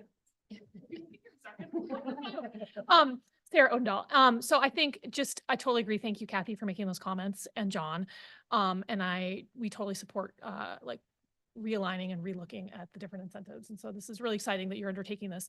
I would just encourage everybody to also bring into the scope and not lose sight of workforce housing in the 80 to 120, because that's our focus at the chamber. Obviously, we support all types of housing, but the truly affordable housing that Kathy's talking about is normally 80% in AMI and under. And so just understanding the subsidy that is that undertakes, but then also looking at 80 to 120 and the fact that there's no options for subsidy. And so how do we look at incorporating that, knowing that that's where most of our workforce and that's where so much of our challenge is right now.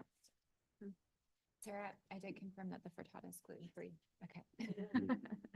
I think I just have kind of like a bigger comment. Maybe it's a question. We'll get to it eventually. But I mean, I think I appreciate this approach. I think it's great.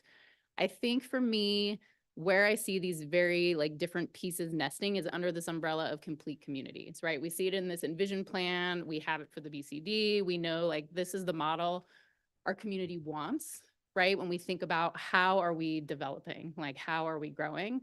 And so I think for me, when I look at an incentives conversation, I look at our city at large and we have expansion areas. We have opportunity areas, right? We have these places where we have already said as a community, this is where we're going to grow. This is where our new jobs, our new services, our new housing, our new transportation investments, these are the places where we really need to start investing. And so I think when we step into an incentives conversation, I think I would just encourage sort of like a broad level perspective that says, hey, right, like we can't spread the peanut butter too thin, right, and go everywhere. And so some sort of criteria, some sort of funnel that helps us really target and hit on the places that are best suited and ready for this kind of attention and that really benefit the most from having that incentive, right? Because I see incentives as just a way to have your hand on the steering wheel of the kind of development that you want to have, right? And you're not, driving it all the way there, but you're really help directing and point in that direction. And so I don't know how much in the conversation or frame that is sort of emergent for staff or not, but I think that that's something that I think would really benefit a conversation like this of like, not only what are the incentives, but where are we targeting them, right? And what's in the tent, right? I see housing, I see economic development. I kind of want to unpack that a little bit more because I feel like there's a lot of components in there, like infrastructure, infill infrastructure, those kinds of things, like for me, come to mind when I see something like this. Okay. So, yeah. I guess the response comment would be that that work has been priorly done with like low income nonprofit, multi-unit tax exemption. So we're not leaving that off the table. What we're trying to do is kind of bring all that narrative back in to where like the community has a draft to comment on. Right now, all of our programs are siloed. So for example, multi-unit, to your point, it was a little bit of misinformation. It was never affordable housing. It was middle income. And so people thought that we were giving money without providing affordable housing, and that wasn't the issue. And so what we, Market rate. yeah. And so what we want to do is at least have a draft. This timeline may change given some of the responses from the community, but until there's a draft that is comprehensive for review and comment, like that's when we want to get into the nitty gritty. And to your point, yeah, we've been meeting with long range planning for the climate friendly action areas of like, if we did do some sort of incentive, like how do you structure the rate of return? And that is the biggest issue that I don't have an answer to is what is an appropriate rate of return? City incentives should always be the last source of financing for a development, period. That will be the staff's recommendation to council. It should never be first because it is not the community's obligation to make a profit for the developer, but it is the community's obligation to help the developer invest in the community. And so that's my only recommendation to this body and to council. Anything else, whatever the community wants to implement, that is up to them. Yeah, I appreciate you saying that, and I appreciate what you said, Corey. It was interesting to watch the MUPD conversations about Jack Straw and the lens being in the neighborhood association board world, and the amount of discussion that was had and misinformation that was heard and repeated was entertaining. But I do think that there was some good points about MUPD being needs-based and being targeted to where those needs are. And you look at some of the, you look at Timber Yards, it's in a premium location and it's this, master planned huge development. And then you look across into the Bend Central District where we've got all these small lots and different constraints. I guess I would agree with what you were saying, Corey, about trying to target those incentives to improve the areas that most need it. Perhaps a clarifying question as we talk about, city and public money should be the last source of funding or constrain how that works. I mean, that is a policy choice, right? Other places subsidize heavily. As we look at unifying how this works, is that going to potentially constrain making other choices to subsidize further? The reason I bring this up was it Councilor Broadman worked at dedicating a couple acres of affordable housing on the east side of town in the UGB expansion area, right? I haven't been very involved with that process, so I don't know how the city's designation of that area works and if it might potentially clash with some of the plans that we're building here. Is that? I think let me summarize. So make sure I understand. Yeah. The city's investment approach should not take from one area and give to another while disenfranchising them the other area at the benefit of the other. Is that correct? Yeah, and I guess like if we're looking at, of course, TIF is, localized in a geographic area. Does that constrain the city's ability to choose to subsidize projects in the future? Oh, good question. No, it does not. And the reason we're structuring our incentive packages to be more localized, so the developer has to develop in order to get the investment. Like MUPD, we are using the MUPD model for that kind of thing, along with the Juniper Ridge, which is if you invest $100 million and it generates 30 million over 30 years, there's a portion of that that can be rebated back to the developer based on anything that the community deems necessary.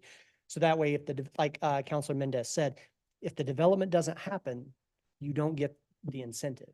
But then if the development does happen, you get the incentive. And at the end of the period, we all benefit from it financially. And then whatever the community benefits, the community wants to implement like MUPD did. That's a policy question. Or And just really quick, sorry, so I don't see Garrett here yet, so that's our next agenda item. We're kind of at time, so should we, kind of keep this Q&A rolling Yeah, until Garrett? I've messaged him Okay. on multiple outlets, so All right. hopefully he sees one of them soon. All right, so let's just continue the Q&A until Garrett arrives, so please go ahead. Yeah, go ahead. Or if you have any recommendations right off the bat that you've learned from MUPT or the nonprofit or the low income that we can start like fleshing out. I do know with housing, they just released their new report for impediments to affordable housing that they're presenting to AHAC currently. We're going to use that work to help kind of inform some of the decisions. But my goal, and I think staff's goal, is to create a policy that's still adaptable based on new work, like with Envision Bend or market rate issues that occur. We've talked to a couple of banks. Ben and I talked to a couple of banks last fall about just throwing out ideas, not committing anything. So please make sure that you understand that.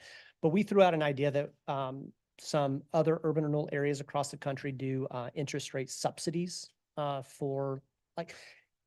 My goal is, there was a gentleman that spoke during MUPT about how he's like, I would love to build an ADU on my property to help send my kid to college while also providing a need for the community. And that really struck me personally, because I rent. I have student debt. Hopefully by the end of next year, I do not. But what we want to do is not only do we help the major developers that can do the capacity building, but we also help the smaller individual. And that does take some code changes, which I think you guys will be working on.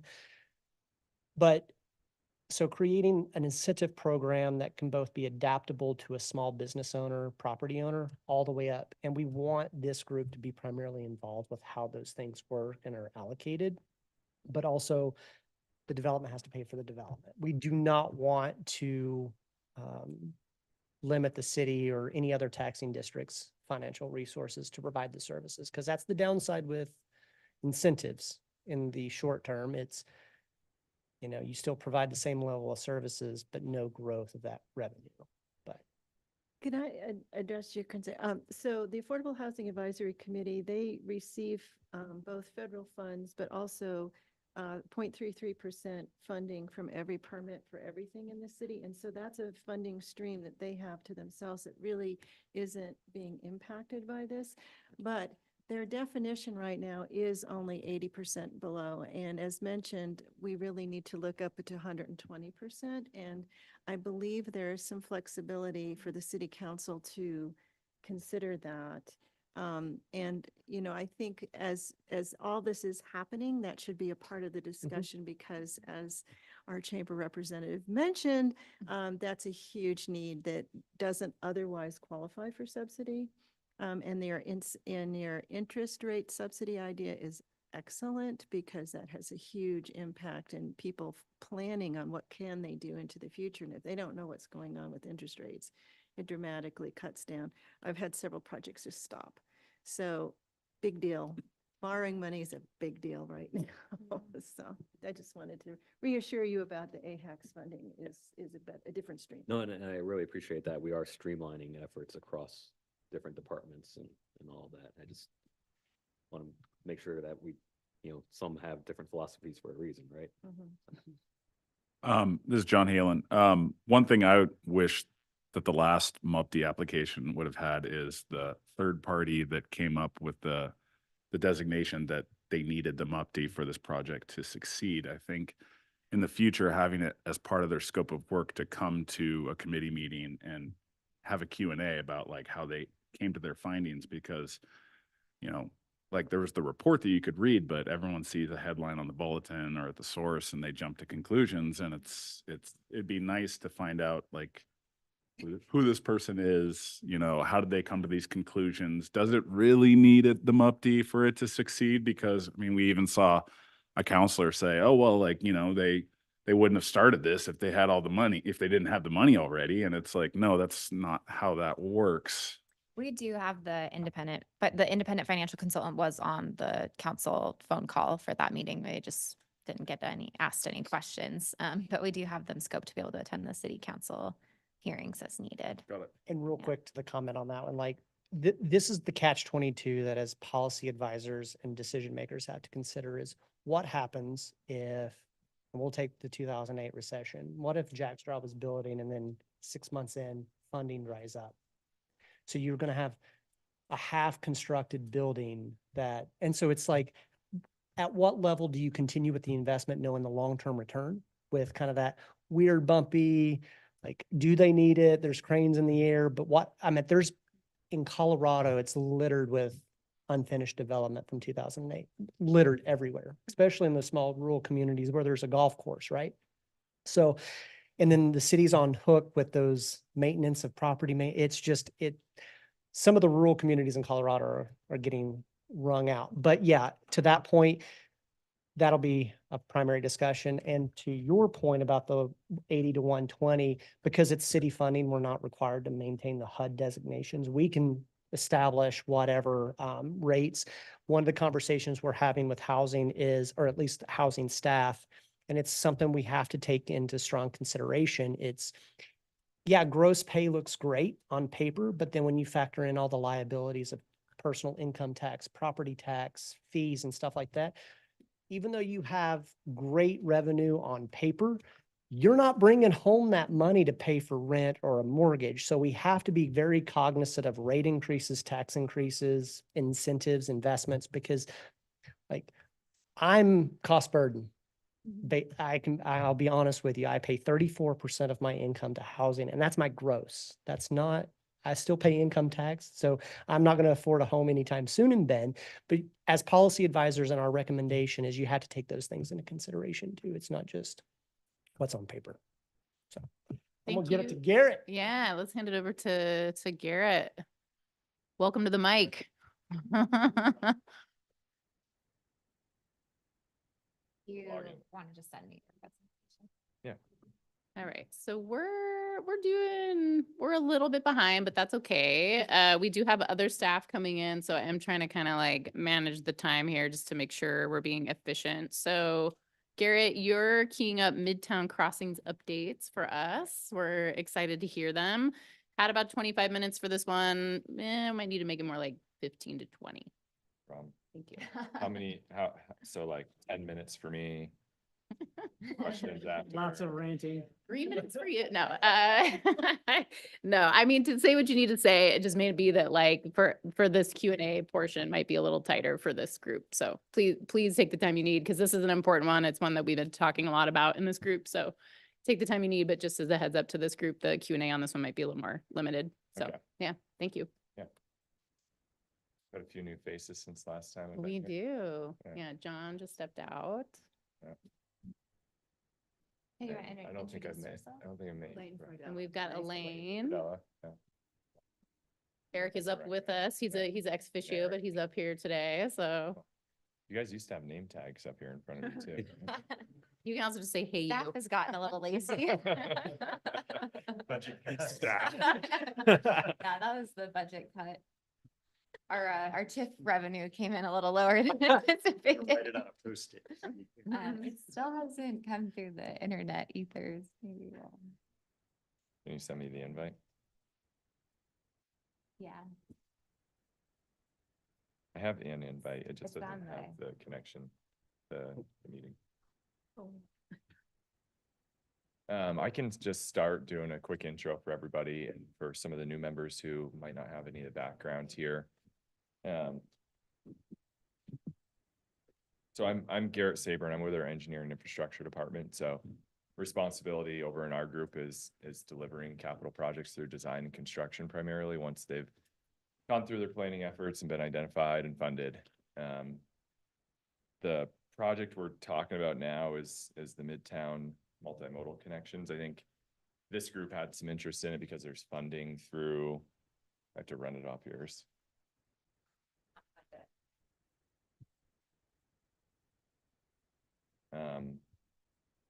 Yeah, I don't know. Will you do the background part here? Just as far as some of the funding through the borough CIP and kind of how we got to the point of identifying some of these. You were more involved, I think, during that part. Yeah, so I mean, I think Hawthorne Avenue has been on the city's TSP since 2016 to build a pedestrian and bicycle overcrossing at that location. And then Greenwood Avenue and Franklin Avenue are existing crossings of the railroad and parkway that exist today that are deficient and uncomfortable for many users of those facilities.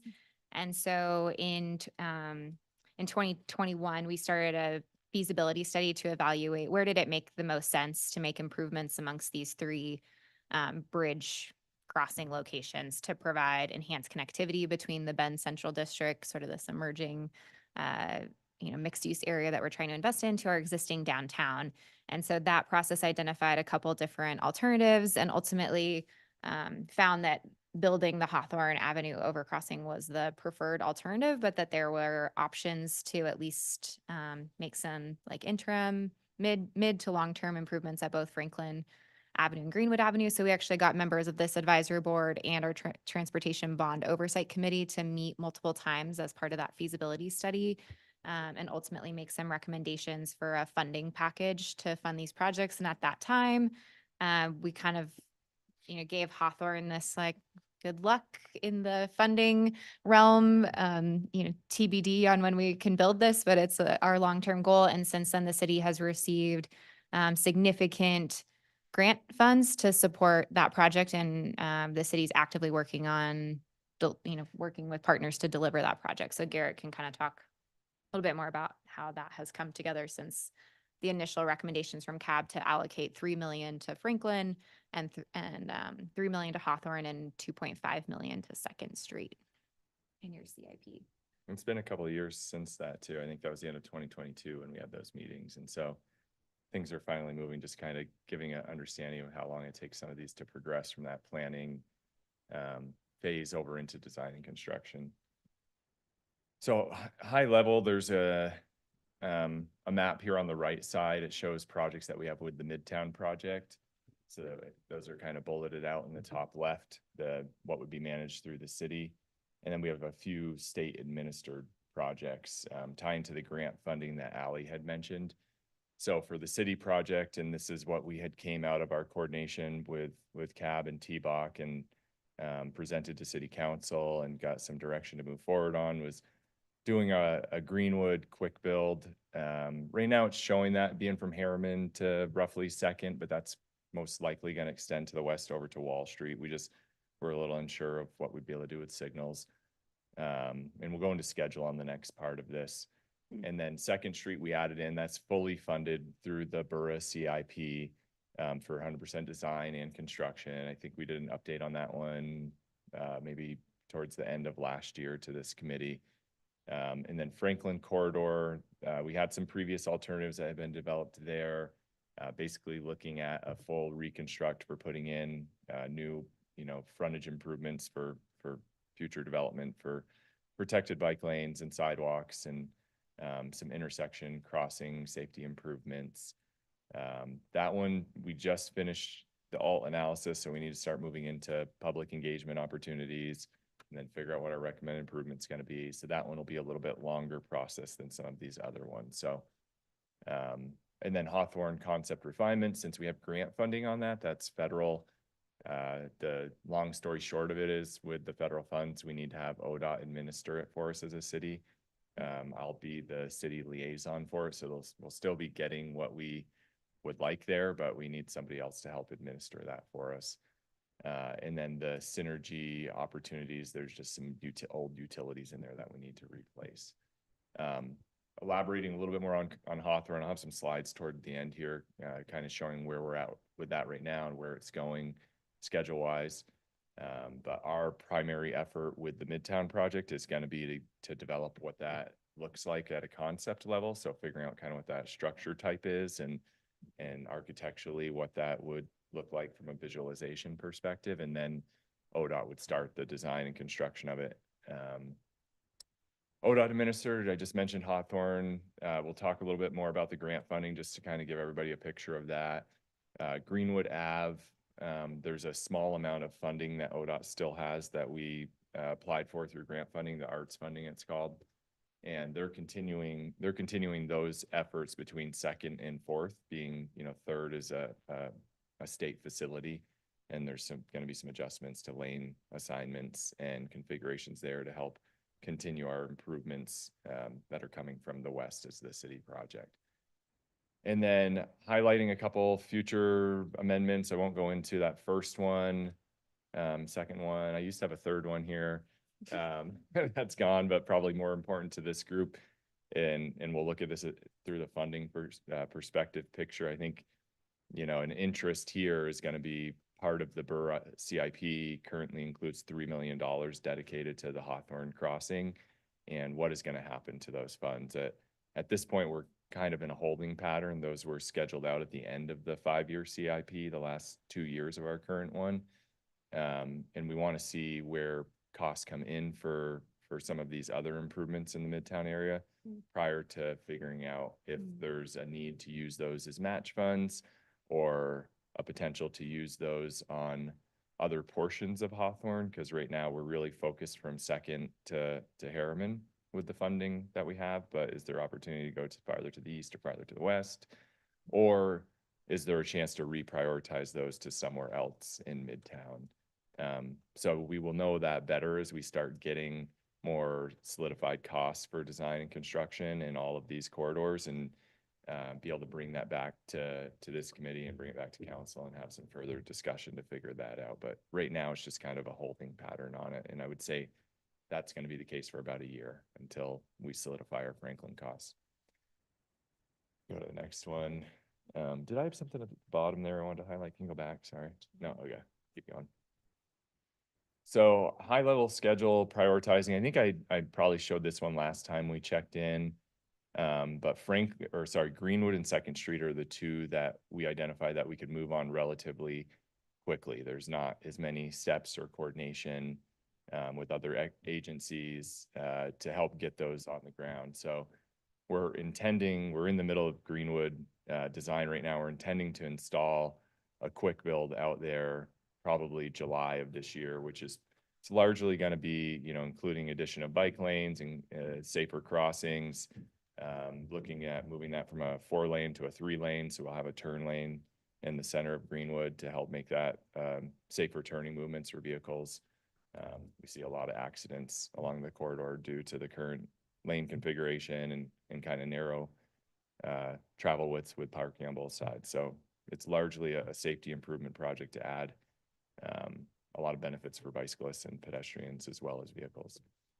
Second Street, we're in the midst of design now, hoping to start construction there likely August, September of this year, wrap that up early next year. Right now we're targeting April, May timeframe to finish the Second Street improvements. Franklin, that one's a little longer because we need to go through alternatives analysis more, and ideally be beginning construction there in 2025 and wrapping that up in 2026. And then the Hawthorne concept refinement, I'll get into some more details of that with some future slides, but we need to have that done in September of this year, that visualization effort, so that we can deliver our final report to ODOT and they can start design in roughly September. And for our grant agreements, we need to have that construction complete at the end of 2027. Move on to the next. This is just kind of for the Midtown project. This gets in the weeds a little bit, but I thought I'd outline it for discussion around the Borough CIP in particular. We have, you know, roughly $32 million excluding our grant funds right now that were identified for the Midtown Crossings project. Estimate wise, we're probably closer to about 24 million in needs right now. Knowing that those are, you know, high level estimates, we still need to dig into the details of things and see where our construction costs come in to see what our total actual cost will be. But the big takeaway there is we have a bit of a gap of extra funding, which is a nice change from normal. And so that's where that future discussion will come in probably a year or so of that $7 to $8 million right now that we have identified of additional funding for Midtown. That the grant funding has largely covered, and will that need to be utilized for some of these corridors we're planning to build right now with the Midtown project, or is there going to be an opportunity to dedicate those somewhere else in Midtown or to another bond project? So discussion to take place. So those are a combination of bond funds and borough CIP funds, those savings, potential savings. I had something else. Can you go up one? I skipped on the schedule here at the bottom. One thing I wanted to emphasize to this group and try to get information out more is just the gray text at the bottom. Right now, we have an open house scheduled for Greenwood. So we're phasing, and prioritizing the sequencing of each of these corridors, and all of them have separate public engagement opportunities. There will be an invite going out soon for Greenwood. I can get that over to Allie to send to this group. That's planned for April 9th. That one would be followed up by Hawthorne after we go check in with council in April. And then Franklin and Second will likely be combined. And I can get into the details of those if there's any questions, but just making everybody aware there's going to be separate public engagement levels at the concept level for all of these, where we're going to be soliciting input from the community. I think just kind of getting to John's question or comment earlier about like CAB's role is like, we're really, when we do those open houses, we have the full design team available and staffed and budgeted to be at those. So we really want like CAB members to like funnel your comments through those open house processes, because that's where we're set up to be able to receive those comments the best from like a delivery standpoint. And then, encourage, as business owners on that corridor, or, really encourage you to share these open house informations with your friends, with your, neighbors and your business groups, so that, be like an outlet to share this information to the larger community. And for all of our bond projects and Second and this one, we've shifted on a lot of these to go over to having, an in-person open house on a specific date, but also doing a 2-week running virtual open house. So people have different options of ways to comment, or we always have an email too, or you can call us. We're pretty available. So jump a couple slides. Can I comment on that? I wonder if it would be helpful for CAB to be able to review alternatives and discuss prior to the open house, and then maybe consolidate, get some consensus on feedback, or is it just like individuals contributing at the open houses? I wonder if that would be helpful if we had the chance to say, okay, here's alternatives. What do we think? How do we want to kind of consolidate and get consensus on feedback and provide that to the design team at the open house? I think it's just challenging because CAB only meets quarterly now, and like you don't want to hold up these projects in their, they're kind of moving on tight timelines and have their, so like, again, just the way that they're scoped, the easiest thing is to send CAB members to those open houses, kind of as just to represent your individual opinion. But we can't really announce that we're CAB members when we're giving public comment, right? Because we're not speaking for the group. So it would just be like, hi, I'm John Halen. I think it should be this. And then in the back of your head, you're like, I think I saw that guy at the committee meeting. Is that how it works? Elizabeth will give you the official. So if CAB has not taken a position, you can't represent a position of CAB. You can say who you are and that you are a member of CAB. Yeah. But then you should say, this is my personal opinion. Got it. So you're allowed to identify yourself as a member, but you can't represent your opinion as the body's opinion. Okay.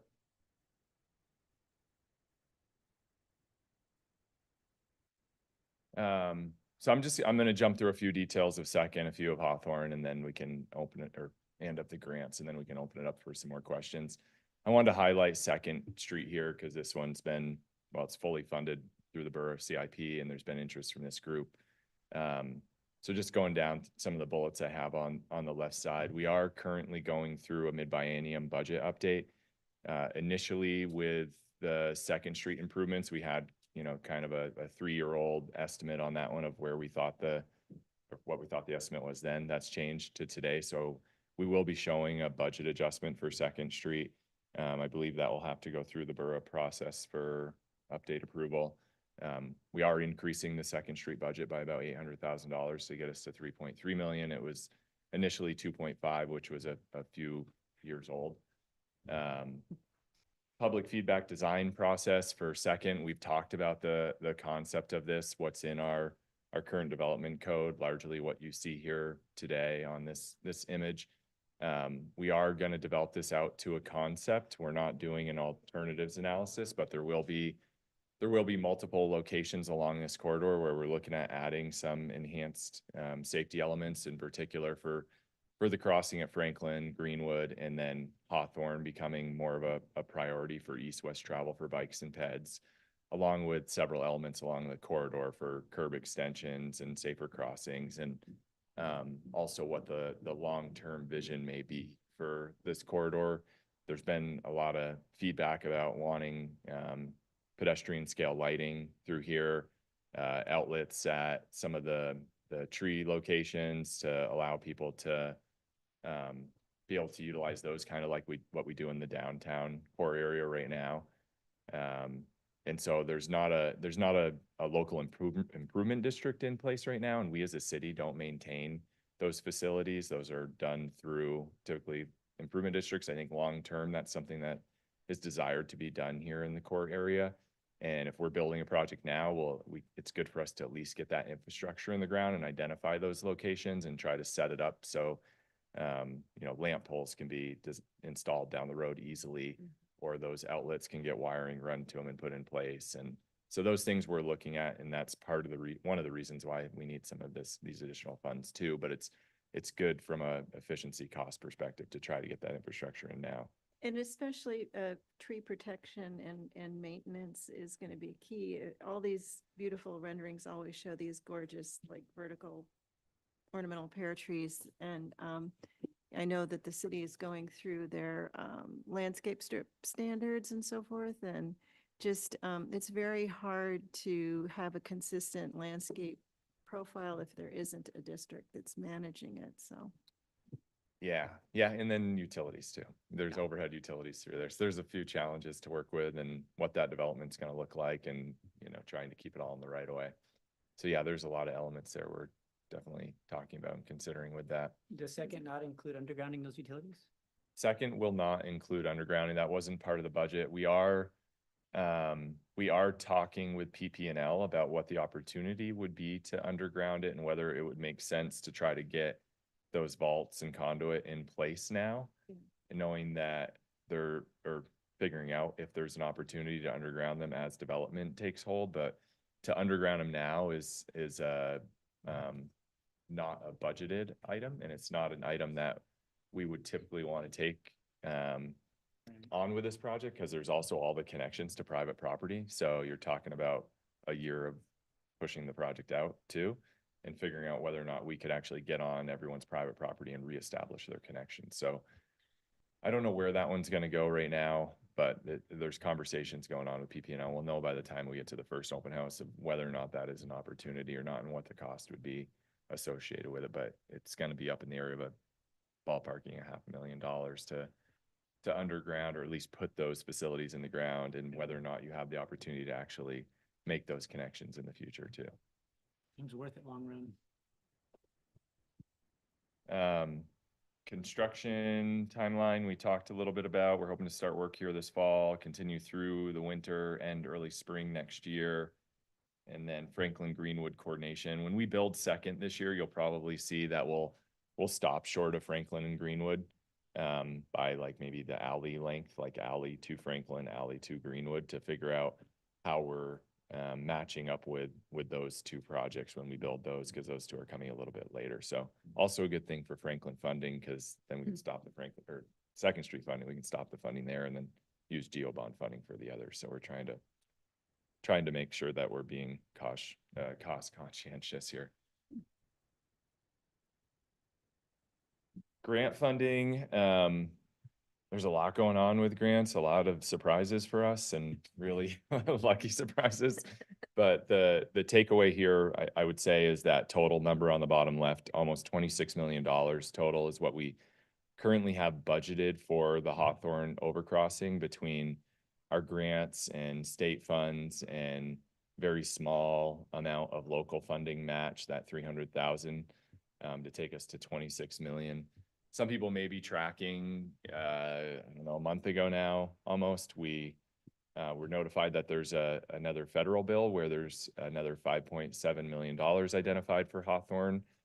Plus we'd have a 20% match by the city, which would take us to roughly 7.1 million. What we're trying to figure out right now is what the requirements are around that funding bill. So if it's specific to the overcrossing as we've scoped today, or if there's any opportunities for us to put that funding somewhere else on Hawthorne, but it was just voted in, so we're trying to work out what those details would be, and so it's a good thing, but it's like we're going in one direction and we're gonna have to adjust a whole bunch of things to figure out how to include that or incorporate that, and if it is in the ODOT's managed scope or another one. And at the end of the day, this is DOT or FHWA funding as well, so it falls into that category of needing ODOT to administer again, we think. Yeah.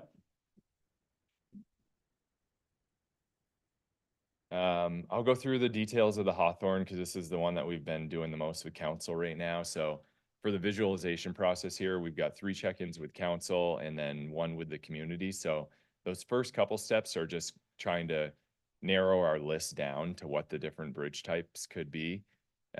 We did that recently and I'll show those, and then we're going to bring them back to council as we develop concepts and cost estimates for them. And then if we get a thumbs up that we're going in the right direction from council, then we'll go back to the community and we'll have some specific questions to try to narrow that down to what our selected bridge type is going to be. At the end of the day, we're kind of using that process because we were on a really expedited schedule to narrow that down and hand over to ODOT to meet all of our grant agreement schedule requirements. So we had the first meeting with council last month, and basically the takeaway from them is we showed them, 7 different options, is that they'd like to see a low, medium, high cost option here. So our low cost option is this steel truss bridge that largely spans the entire BNSF and ODOT Parkway with 1 pier in the center between the northbound and southbound lanes. Once again, this extends all the way almost over to Hill Street and all the way over to 2nd Street, a little bit farther than we initially thought during the feasibility study. So as we get survey out there, we're starting to get into some of the details here. We're also starting to look at, what the considerations may be on the left side in particular of the landing. We talked a little bit with council about that, just from a safety perspective, is if this is going to be a dedicated bike and ped corridor, and whether or not we still want to maintain vehicular access off the parkway onto Hawthorne. So we're talking a bit more about that to try to improve safety, limit impacts to some properties, make sure we have good access to the facilities, because we haven't really looked at stairway cases on both sides yet. So a lot of details, but this is our low cost one that we're moving forward with. I'll be quicker on the next 2.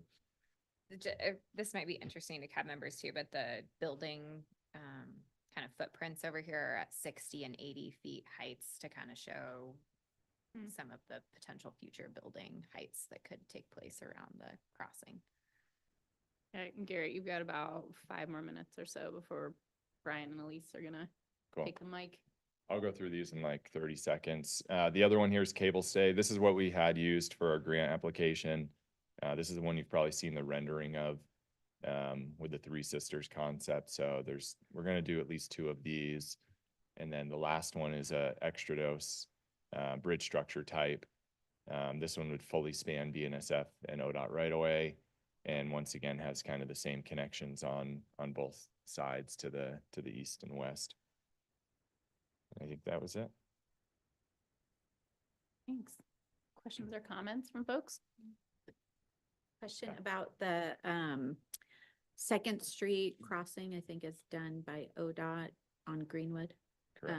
Is that going to be same timing, around the same time as the Greenwood switch? No, likely what's going to happen. So ODOT's schedule that they had a year ago was that they're going to be able to construct that in 2025, the summer of 2025.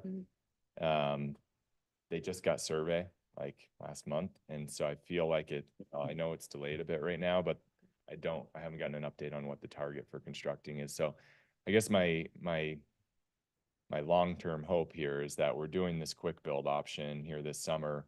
That's going to be installed for a year.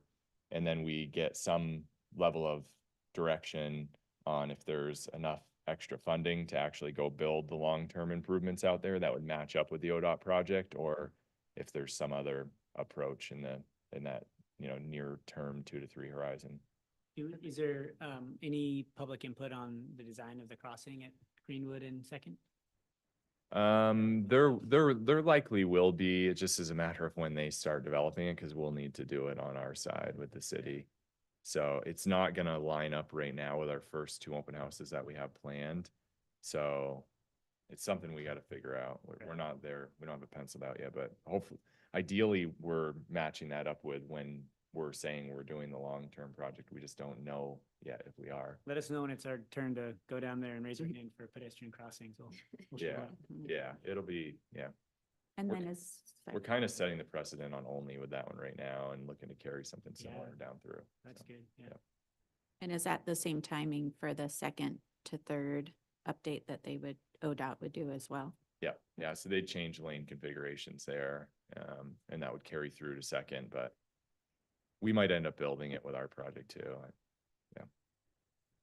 Yes. I'm not familiar with how ODOT works, so this may be a dumb question, but who's designing the bridge ultimately? They'll go through the same process that we go through with advertising a request for proposals and getting a design consultant based on qualifications and then cost. Qualification space, very Yep, important. qualification space. Yep. Okay, thank you. Yeah, and I think we as the city are gonna be, it's all gonna be all city people scoring it and selecting them. Great, Yeah. thank you. Other questions or comments for Garrett? Cool. All right. Yeah. Thanks so much. Right on. Thanks, everyone. Have fun today. All right, so we're gonna move on to our next agenda item, climate friendly and equitable communities update. We have Brian Rankin and Elise Vilichik joining us for an update.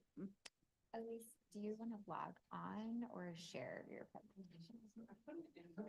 Okay, you did. Oh, cool. Okay. That will be easy then.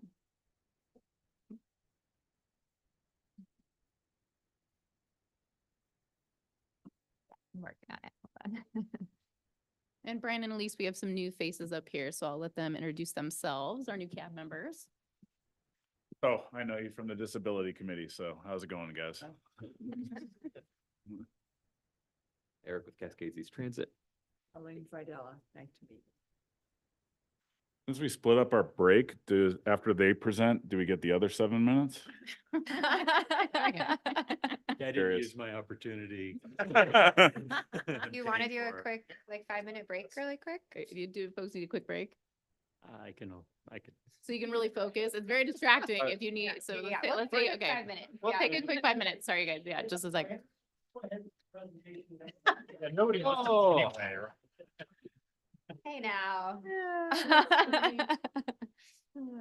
You have a master's in planning, don't you?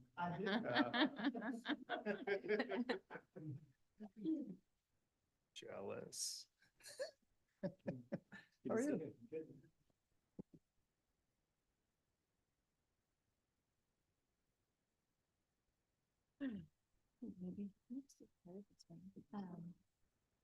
I can kind of tee it up a little bit. Yeah, Yeah. once we get back. Yeah. Hello, how are you? Oh, We head it this out. is the, yeah.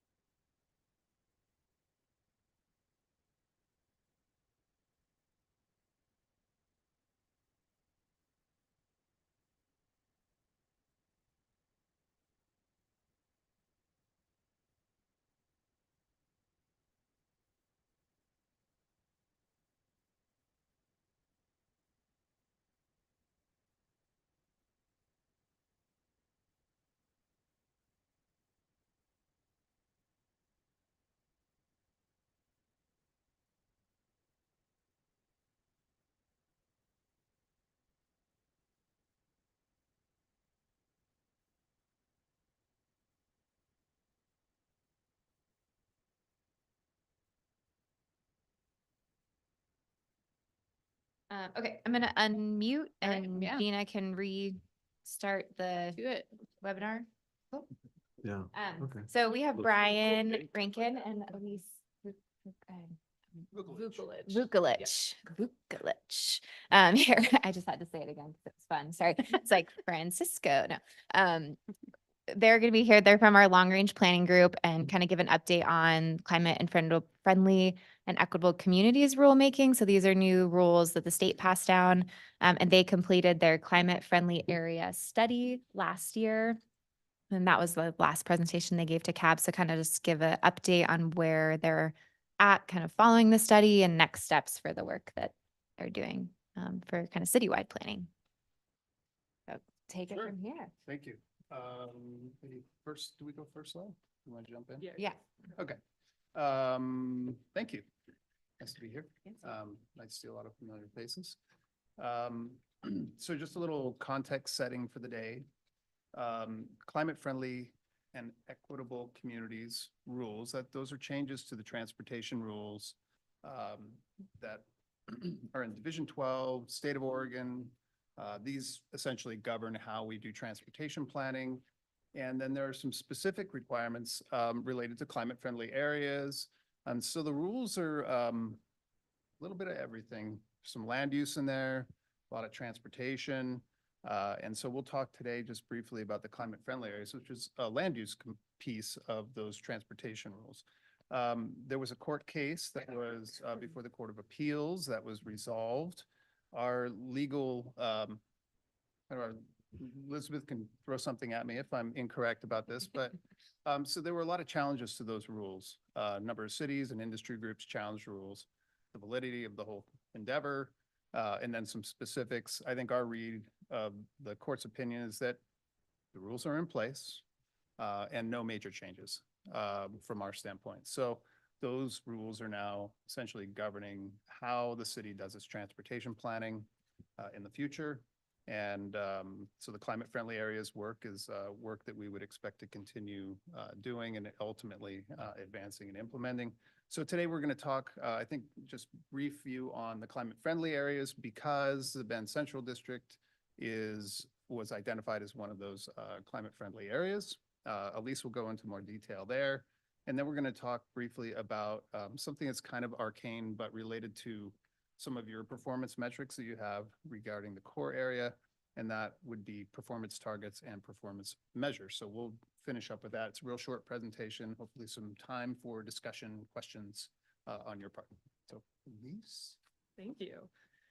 So just a quick refresher on what climate friendly areas are. They are intended to be neighborhood centers where you don't necessarily need to use a car every time you go somewhere. And as Brian mentioned, they are a component of the state's climate friendly and equitable communities rules, which say that cities have to study and then designate climate friendly areas somewhere within their boundaries. They're intended to be urban centers and places that are well connected, because again, you don't necessarily need to use a car. And they have to allow a number of different types of uses. Multifamily residential is a big component of that. So one would expect to see kind of like taller, denser development within climate friendly areas. And we completed the study and turned it in on December 21st of last year. So the climate friendly areas study identified 10 different candidates for potential CFAs, which are shown on this map. The rules say that cities need between, climate friendly areas have to have a certain amount of capacity per city. And for Bend, that shook out to about 275 to 350 acres. And that's dependent on how tall we allow buildings to go within CFAs. So we don't need to designate all of the CFAs that are identified on this map. But the intention with the study was really to go as broad as possible. So kind of consider all the options and leave it open-ended. The bulk of the study is really analysis, data analysis, and comparisons between each of the 10 areas. So we looked at things like connectivity. Do the CFAs have sidewalks, bike lanes, and access to public transportation? We looked at the housing and employment density within each of the candidates because they are supposed to be kind of live-work centers. We looked at displacement risk, which is actually a requirement of the rules. So whether or not the designation of a CFA in one of these areas would potentially displace vulnerable residents. We looked at federal, state, and local supportive policies, so things like urban renewal districts, local incentives. And then we also did a market feasibility study, which I will go into more detail on later because it had some interesting implications for the core. Another big component of this project was community engagement. So we spoke to your board, we spoke to 7 other boards and commissions. We tabled at a bunch of different events this summer, and we also put out a questionnaire to the public. And one of the things we asked was, which of these candidates would you prefer to see as a CFA the most? But then also, how would you like to see them distributed throughout the city? So would you prefer to see kind of one big CFA right in the middle of the city, or a few that are geographically distributed throughout Bend? Another option was kind of like many small ones in different neighborhoods. Overwhelmingly, people said that they would like to see a few CFAs distributed throughout the city. And I would say one of the biggest things we heard from engagement was, please put one on the east side of town. People really wanted to see kind of a more walkable area on the east side. So the rules specify a couple different types of CFAs, which I'm just going to explain because it'll help you understand kind of where the study ended up. But what's called a primary CFA, which is kind of like the most intense version of a CFA, if cities designate an area as a primary CFA, the building heights in that area have to be, they have to go up to at least 85 feet. So no minimum, but the maximum can't be lower than 85 feet. Those would have a residential density of 25 units per acre. And then cities would also be responsible for doing what's called a transportation gap analysis. So looking closely at the sidewalk and bike lane network in that area, and then making a commitment to fill any gaps, basically to make it easier to get around with different transportation options. A secondary CFA is kind of the same thing, except you just don't have to go as tall or as dense. So building heights maximums need to be at least 50 feet, residential density of 15 units per acre. And again, you have to look at your sidewalk and bike lane network. And then there's also something called an abutting CFA. And this, I think throughout the process, we've thought about using as kind of a transition area between the higher intensity development of a primary CFA and the surrounding neighborhoods. You don't actually have to change any of the zoning in these areas, but you can use the capacity towards your CFA, but nothing has to change. So we also formed a CFA work group, which several of you were on, so thank you for your service. And we had 3 meetings where we got really deep into the weeds on just like the nuances of CFAs that are hard to cover during a 25-minute presentation. And we had that group do a mapping exercise of basically where would you like to see CFAs go? And we used their feedback, the feedback we heard during community engagement, and we came up with a couple different scenarios for CFA designation. And the scenario that we're moving forward with is called the varied scenario. And in this option, the areas in red would become primary CFAs, so those kind of more intense CFAs. And it would be the Bend Central District, the east side, and then the Central West side. The areas in green on this map, if you can see, there's like just east of the Bend Central District, which is the 4th Street corridor. That would become what's called an abutting CFA. So the zoning wouldn't have to change, but you can count the capacity towards it.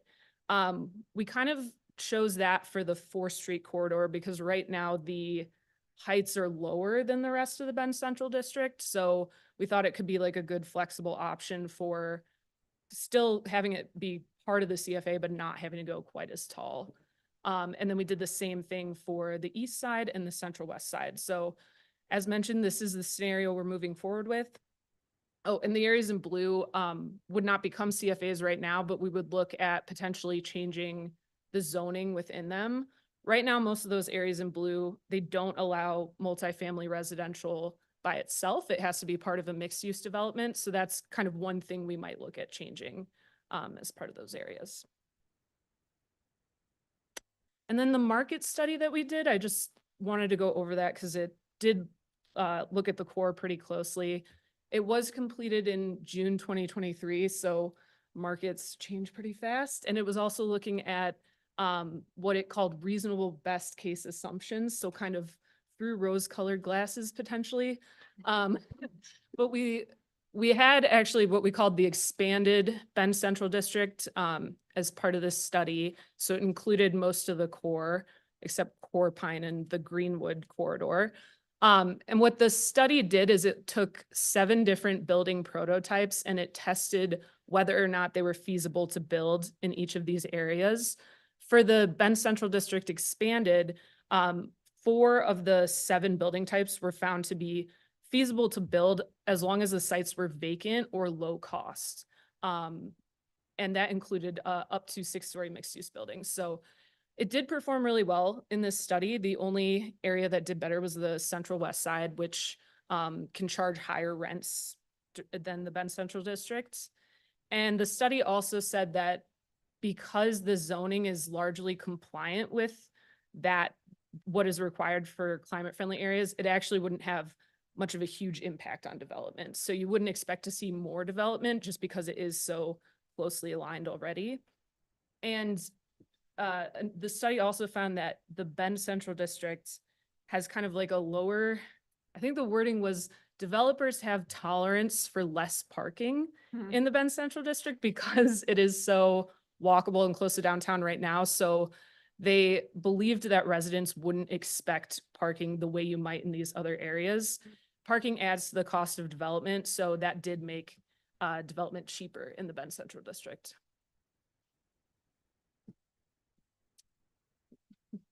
Okay, so the question is, okay, we've done a study, now what? And the now what would, in terms of a CFA, would be to formally designate a climate-friendly area, or in this case, say 3. And Elise mentioned this, is that this is a study, and I think our expectation is that we will continue to learn more. So as we do more community outreach, as we tie some of these climate-friendly areas in with our other work, there's the ability to refine. So we're not locked in to exactly the maps that you're seeing here. I think it's fair to say that there will be adjustments that we would naturally make based on more discussions over time. But I do expect that concept of 3 different climate-friendly areas to be a concept that is kind of held and then refined. So the way you finish this process on a climate-friendly area is to designate it. That's a change to your zoning map. That's a change to your comprehensive plan map that says this is now a climate-friendly area. And then what goes along with that are development codes. And then, as Elise mentioned, you do infrastructure analysis to find the gaps in your transportation system, particularly around sidewalks and bike lanes. And so that would more or less finish our kind of statutory requirements associated with climate-friendly areas. So when does that take place? I'll answer that question, but first, I think it makes sense to maybe explain other work that's not directly related to climate-friendly areas, but is related to some bigger planning topics, which is that we are gearing up to essentially do a new 20-year land use and transportation plan for the Bend urban areas, so the Bend urban growth boundary. What's included in that? You're saying, okay, what are our population forecasts? How much housing do we need? How are we going to support our economy and grow our economy? How many new employees are we anticipating? And to essentially do a lot of, there's a lot of bean counting involved in this kind of work in Oregon. So you're doing employment forecasts and population forecasts. You're figuring out your land need. How much residential land need do we require for the next 20 years? How much employment land need do we require in the next 20 years? You look at your supply of the lands inside your current urban growth boundary. You start doing some reconciliation there to figure out, well, might you need an urban growth boundary expansion? What might we need to do in order to make changes to the existing areas in the city to accommodate more jobs that align with our economic development vision, more housing units? And in addition, what are strategies to promote more housing types, particularly housing types that are not supported in the marketplace today? So we're gearing up to do that work, and coupling with it refinements to changes to our transportation systems plan that align with the new rules that we're calling those climate-friendly and equitable communities rules. So new 20-year plans for land use and transportation. So this CFA designation is one part of that. We anticipate other changes that will need to be made to our land use designations in the next couple of years here. So this general kind of phasing shows how that would take place, and we're expecting in the 2025, 2024, 2025 range, we would end up actually designating climate-friendly areas. Next slide. Oh, next topic. So Allison had mentioned this. I think maybe there were some questions on CAB regarding the CFAC. I'm just going to generalize with the acronym now. The CFAC rules have performance measures included in the state rules. And CAB, you have performance indicators as well that you're tracking in the core area. So is there alignment? And what is the city doing about the performance measures associated with the new rules? So what you'll see, first of all, on the left are a number of different performance measures that come straight from Division 12. And essentially, the state is saying there are going to be new measures. We're going to have to measure those relative to targets that the state has established through some of their climate modeling. And you can take a look at what some of these are. I think they're pretty closely aligned generally to a lot of your existing dashboard metrics. So per capita vehicle miles traveled, number of affordable units and CFAs, we can go down the list here. Essentially, you're tracking these different performance measures relative to targets, and then you're tracking and reporting on a yearly basis. So the city is going to be required to do this. I think, I was talking to Allison beforehand, you have great performance metrics, fantastic. We haven't adopted these yet. It seems like if it isn't broken, no need to necessarily fix it, but at least for you to know, these are on their way. And I don't see a lack of alignment between your measures and where the state is expecting us to measure in the future. Yeah, that's on performance measures. And I think we have time. Do we have time for questions and all that kind of good stuff? I think that's it, isn't it? I think that's it. I think it's the last slide. Yes, there you go. So, All right. Thank you both. Comments or questions from CAB? I know Kathy and then we got Dale. So I have two completely different questions. You had mentioned when you had a picture of the blue area for the central core, I thought that the legislature a few years ago passed a law that really only applied to Bend, that allowed 100% housing in the commercial zones, that you didn't have to be in a mixed use. And I'm just wondering, do those it was like acreage. And so if you're designating a CFA, does that take away from the ability to do that in the future? In other words, remove that amount of acreage from the overall, or does it get excluded and we can add that acreage into the blue zones for more housing without commercial? So I think, let's see if I'm tracking, because I think, are you referring to House Bill 3450 and our implementation of that? Okay, so just for reference, there's a House bill that was passed that allows, I think it's up to 40 acres. I could be wrong. It's around 40 acres where it was a custom bill for Bend. So I think it's kind of interesting concept, which allows the city to have a pilot program. You can take 40 acres of commercially designated land and build pure housing there. And so we have this here's 40 acres and you have this reservoir of 40 acres and you draw down on it. I think there was a project that actually was moving, and I'm not sure 100% if it may be stalled, but. Yeah, the feasibility of it is in question. I mean, but I just wanted to make sure that when the CFA is designated there, that it doesn't somehow remove that acreage from the 40. Correct. And I think it will not. I think subsequently, I believe, and it is really tough to keep up with the legislature these days when it comes to housing. But I believe there's a super siting authority for affordable housing in commercial areas and other areas. So that's another factor. I think when you're looking at the blue, so I don't think there's a concern relative to what you're talking about, because I think the direction that direction of state law, and then the direction of, I think, local intention is also to allow more housing in those blue areas you see on this map. Yeah, it's kind of an opportunity thing. Yeah. So it's like just making sure that it's allowed so that it's not a disincentive. I don't anticipate it happening soon, but over time it may. Then my other question was, or suggestion, as you're moving forward in the buffer zone areas. I live on the east side, right close to the green buffer below Bear Creek there. And I know that that land was county land brought into the city. And so it's very low density right now. And I think you said you don't need to change anything, but I think that there should be some change in terms of promoting slightly denser development, like townhomes as opposed to single family, or making it an easier path to get those approvals, because neighbors will freak out and they'll definitely not want that to happen. And so if we don't change anything, I don't think we're going to see any increase in density there, but it's got to be gentle density. I totally get it. But I think as you're moving forward through all of your changes, to really consider what could you do to help with those buffer zones become less onerous, like not having a use permit, for instance, or things like that, to make it more feasible. So that's it for me. Yeah, and on that, state law's changed a lot since we did this work on urbanization and housing need.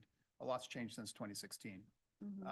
And so now state law essentially is allowing and requires cities to allow duplexes, triplexes, and quadplexes, 4 units, on any piece of land in Bend that is zoned for residential. Yeah, but in terms of actually implementing that, it's difficult because setbacks are required, and the way utilities are delivered, the city is trying to work through some of those issues. So there's a lot of little details that stumble those up, and if we could look at those and try to remove any impediments in that regard. I agree with you, because I worked on redoing the zoning code on that tack for HB 2001, but I also sit on the middle income tack, and we're seeing problems come up when people try to implement them, so. And fair to say, the city is continuously trying to improve in that arena. Because you're right, new rules, new laws, and all of a sudden you have this existing set of laws and standards and practices at the city level the city's been using forever. New law changes, and so there are things that need to be worked out in the implementation. So I agree. But I just wanted to share like the context of the green areas. If an area is built out, the question will be, do you put a new designation on there that says this is low density housing, now we're going to zone it for high density, or do you consider the built environment and say, no, existing law will take care of that. We need to smooth it out and make it easier. But if there are big pieces of vacant land, for example, I think that, different matter in terms of what you might do with the zoning and designations in the future. So these are things we get to talk about a lot in the future, near future. Dale. I also have a 2-part question, and one of those questions has 2 parts. So we'll start with that one. So globally, does being designated a climate-friendly area, is that advantageous to the Bend Central District? Are there any things in that really help the district, or are there things in that are going to be chilling? And then that also pertains to then if you're a property owner, that same question. It's springtime. It's not chilly. Not today.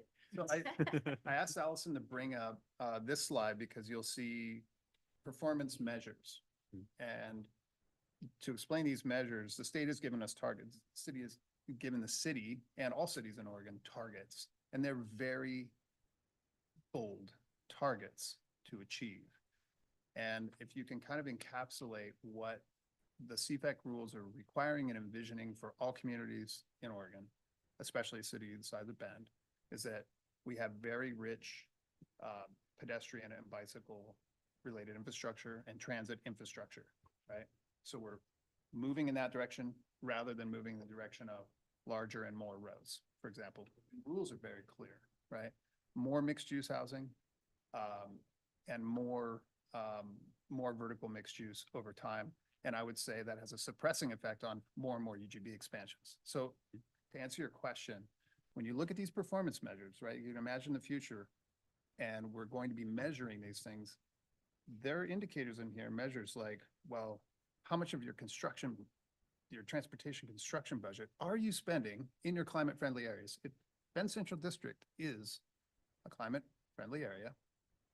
you're expecting a continued focus on how much money is being spent there relative to the entire urban area. That's not done now. I think that favors, it's not chilling. I think it's warming, right? I think these things help advance investing in infrastructure in climate friendly areas. I think that's the clear intention of these rules. So it's climate warming. It's trying to suppress the warming. So, I mean, but it's not chilling all the. it really seems like the core area was a climate friendly area before it was cool at the state level. In ways you could look at it that way. So, all right, there's question one. Number two is the next item on our agenda is talking about development code subcommittee to go through the core area, try to I guess remove impediments or whatever, but are we ahead of this again? I mean, it seems like if we're going to have to make changes once it's designated, or can we keep an eye on that and try to be adopting ahead of time? And I think it would be also very helpful to, you know, bring in the market study conclusions on what works in the code and what doesn't as a part of that. Maybe one of you could come to some of our meetings or. Yeah, what's your timeline for the development code updates? That's brings, are you ready to jump into the next agenda? So we kind of have scoped to start some stakeholder outreach to architects and people who have been trying to do projects in the BCD recently. And we're kind of really focused on like adaptive reuse projects as part of this development code audit, but we're, you know, I think if we wanted to get some easier wins with CFEC implementation, we're open to that too. And then we would have 3 subcommittee meetings. So one in May, September, and October. And Pauline Hardy, our code writer, is scoped to kind of support. She's been drafted. Yeah, she's been drafted. Yeah, it's been on her work plan. So this would kind of be part of that. But we could definitely bring in GMD staff to participate in this development code subcommittee as well. Yeah, I think just keeping in mind what you already know, it's really just heights, density you already have, because you don't have a maximum or a minimum. So just kind of keeping in mind that you might have to go up to 85 feet. But I don't think we anticipate designating CFAs probably till 2026. So it'll be a little while. And so I think looking at the code in terms of smaller or larger stumbling blocks to implement the existing policies entirely consistent with climate friendly area designation. And I think you're kind of getting ahead of it, you know, trying to get ahead of climate friendly areas, but in a way you're trying to implement the existing policy you have. And I think we're always for that. Did Echo do the market study work? So we could bring it, we can definitely share that market study work as part of that subcommittee too. All of this is on our website. So if you're curious and you know, you have time on the growth management website, we have all this information, but we're happy to present as well. Brian, when do you guys have to start reporting on these metrics? When does that kick in?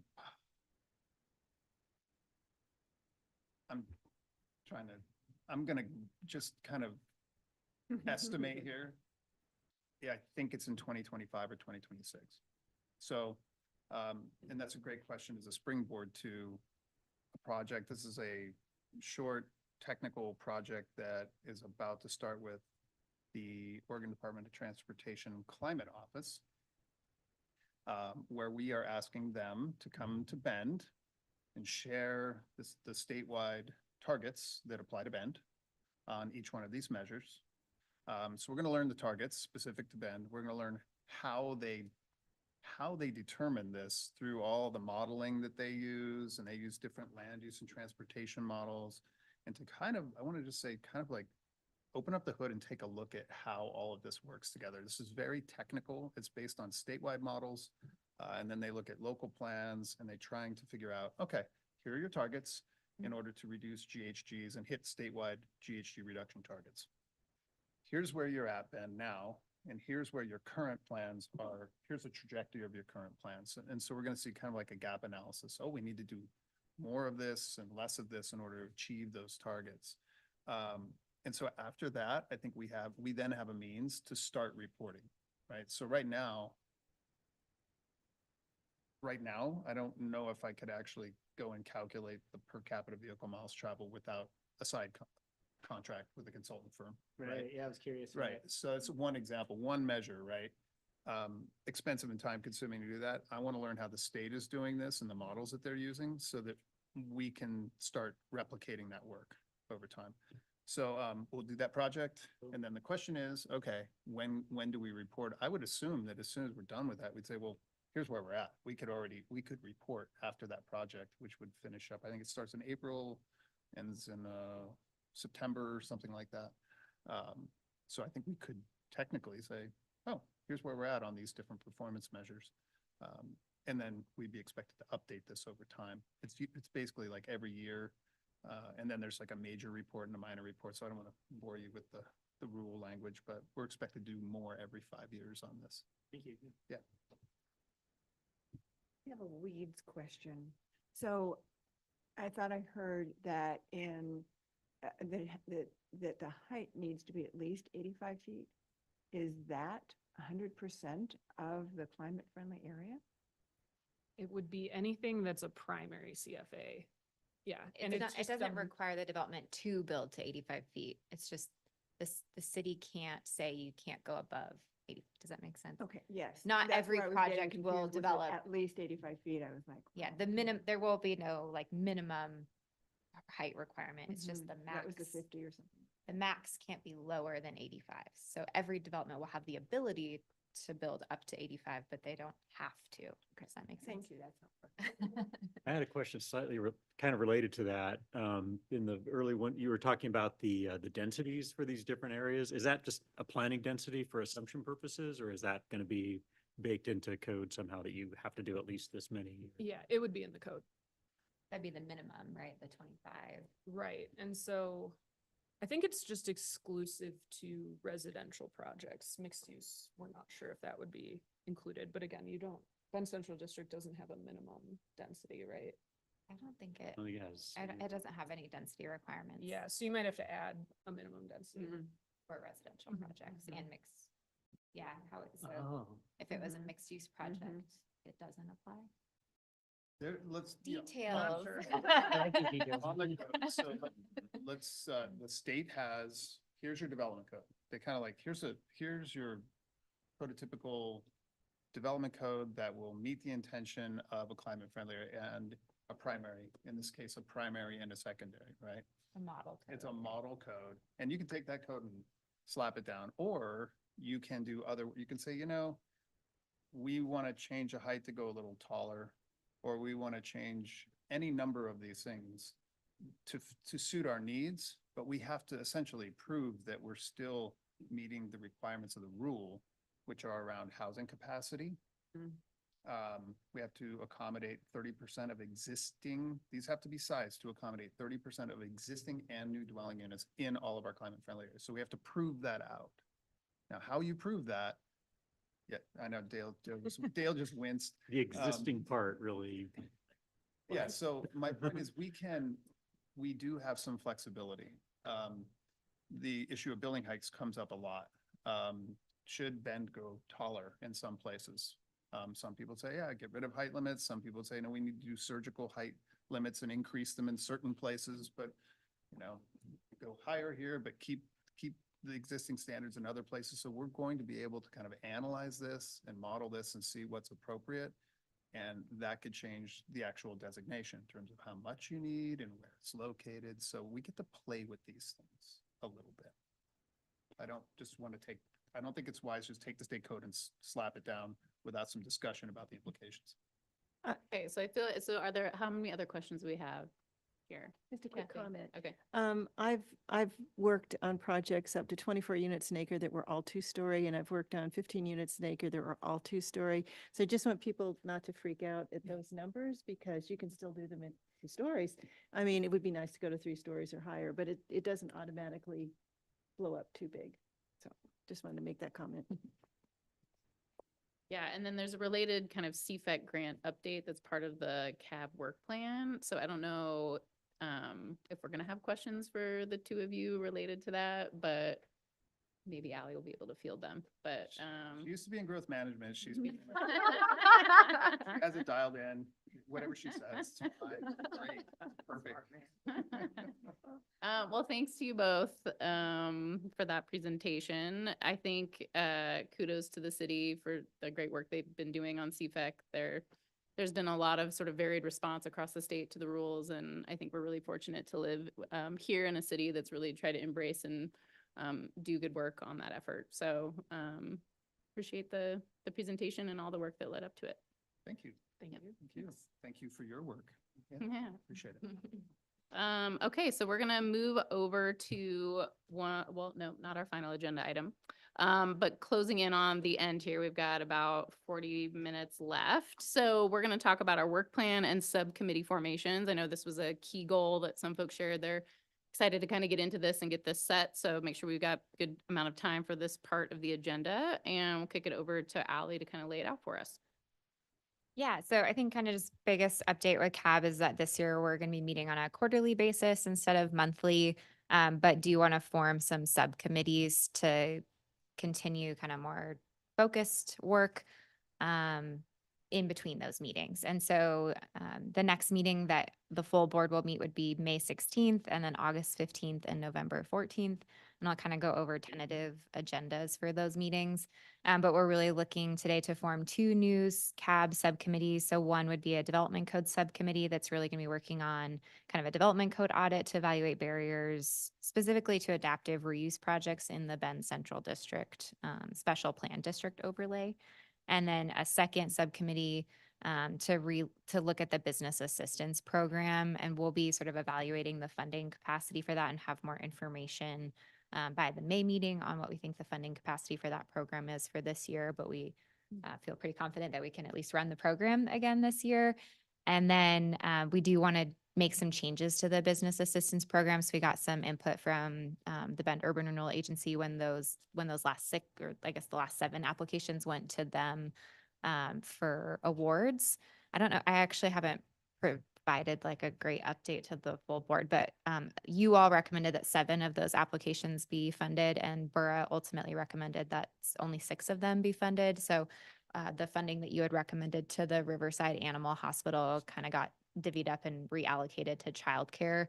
And they gave a pretty clear indication that they would like to see the evaluation scoring slightly modified to better support childcare operators that apply in the future. And then we also need to create sort of a policy for somebody that reapplies to the program, like any caps that we want to consider for like how much applicant could take advantage of in a 2-year or 5-year cycle from that grant program. So those are the kind of the 2 big updates that we've identified, but we also did a survey to you all to kind of get input into how to improve that program. And we're planning to provide a survey to the applicants as well to get input into how to better structure that program. So that subcommittee, I'll go to kind of this slide, would meet once in April to kind of review all those like survey feedback that we got and make recommendations on how to change the policy. And we would bring that back to the full CAB in May to make a recommendation to Borough to update that business assistance program policy. So that's this business assistance subcommittee. And then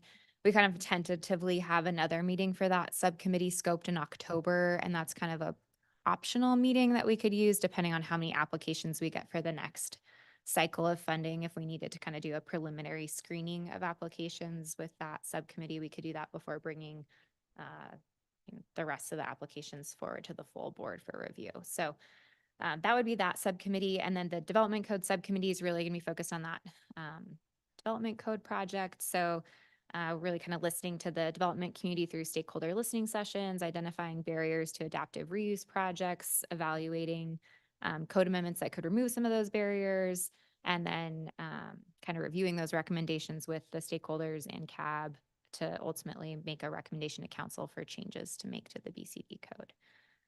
So those are kind of the 2 subcommittees that we're looking at creating and kind of how they fit into the larger 2024 schedule. So we do need someone that we need at least kind of 3 folks we're looking for 3 folks at least for each subcommittee. The business assistance is a slightly less time intensive commitment.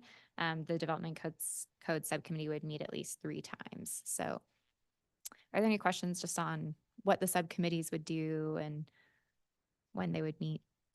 We would accommodate your schedules. I'm wondering if we can take a second to talk about the borough meeting, about the recommendations and the suggestion for the childcare use being influencing the scoring. But is it okay to ask a question about that? Yeah, please. I thought that was interesting. I saw that, and I think feedback that I'd like to provide to borough is that I feel like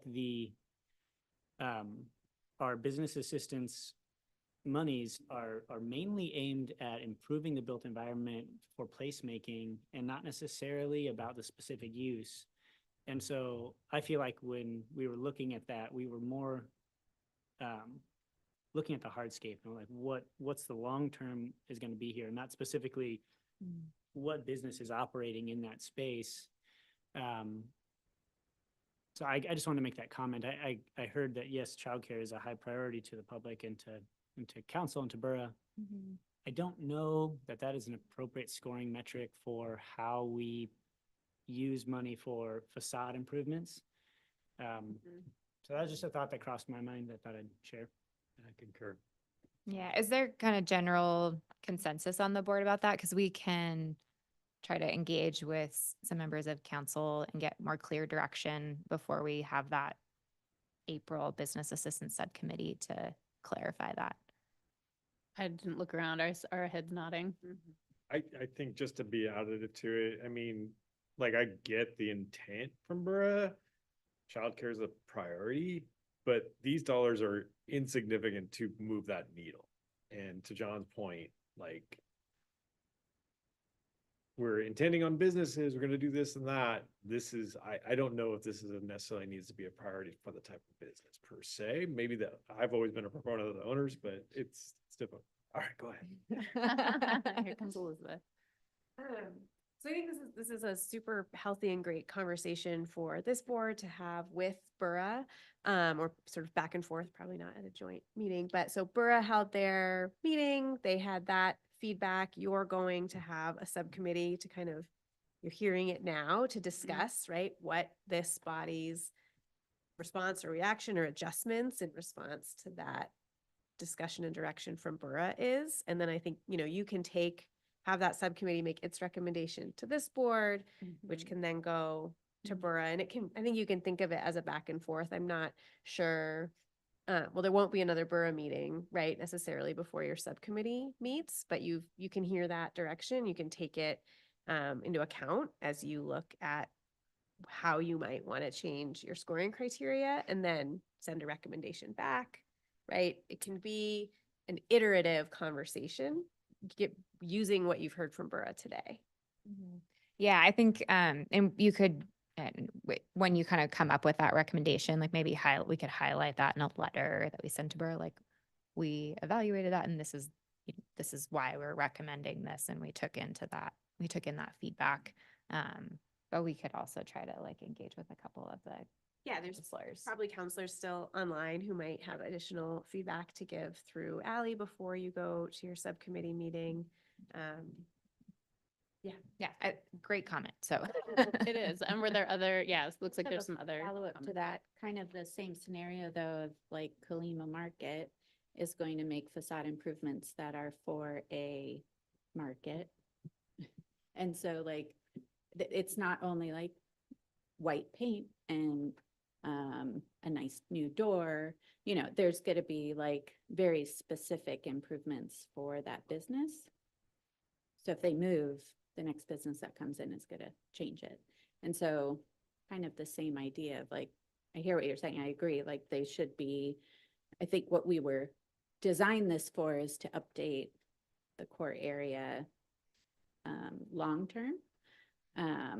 However, I think a lot of the dollars that we did disperse will go to that specific business as well, if I remember So correctly. that is actually a great segue. So the only requirement that you have to maintain is its capital improvement that maintain improvements for at least 10 years.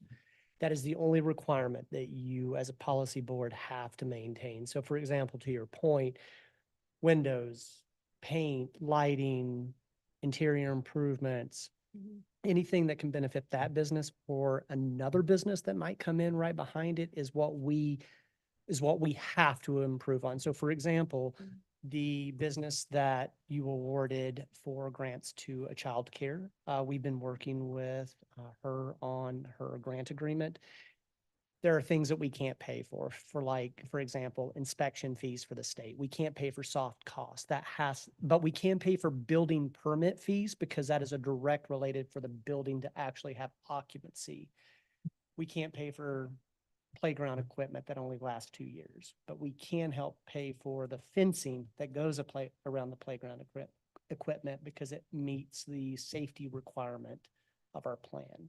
So without getting into the nitty gritty and honor the time, it just is capital improvement for 10 years or more. I think something else to consider, right, is that this program is about anti-displacement, right? It's about supporting and lifting up existing businesses who are there now, who are the front runners, right?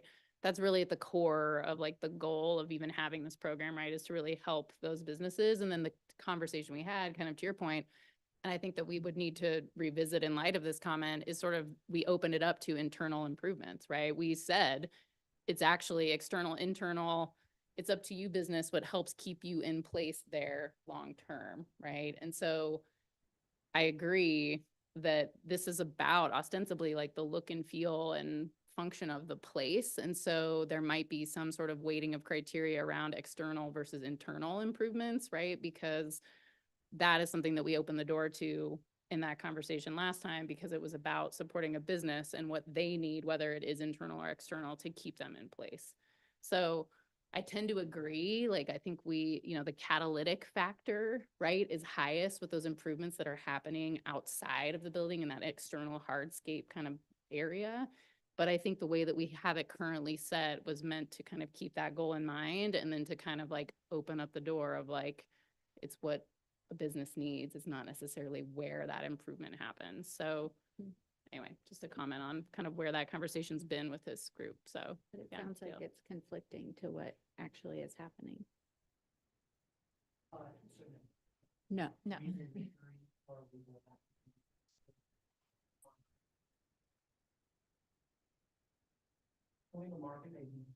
Or even, yeah.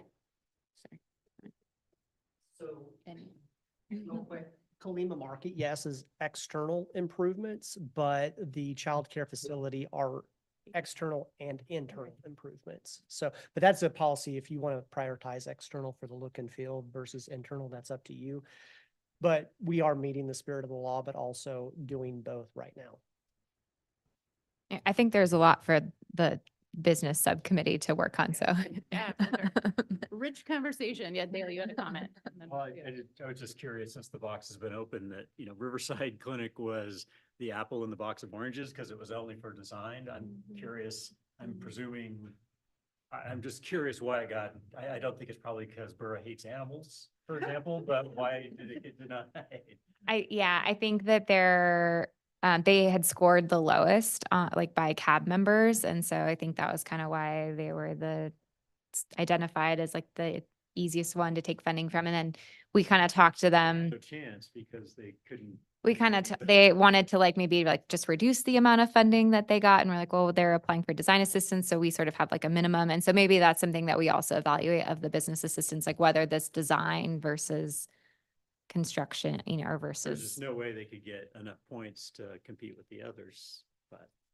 Right. Okay. So just want to do like a quick time check, because one of the key outcomes we need to walk away from today is that we have our subcommittees set. So I'm open to a few more comments if need be, but I think we need to sort of pivot to nominations and appointments to the subcommittees here in the next couple minutes. So, yeah. Just real quick, ADA compliance is super important. And so internal work is very important to keep businesses from being sued and shut down. So don't just say it can only be outside. It's got to be, you have to have ADA compliance within your building as well. So just wanted to, the code person is just.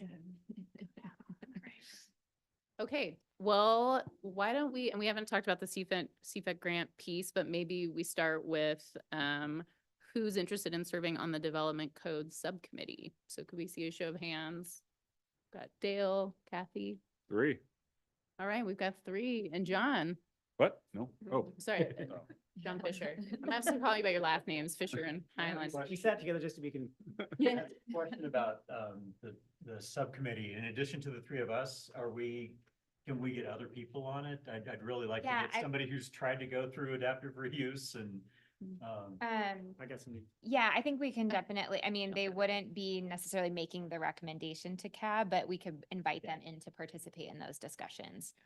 I'm wondering if Sharon would also be interested in participating.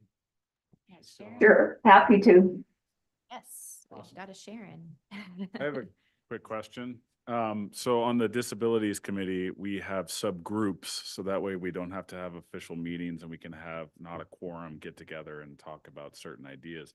Is there a reason we're setting these up as subcommittees and not subgroups? Legal.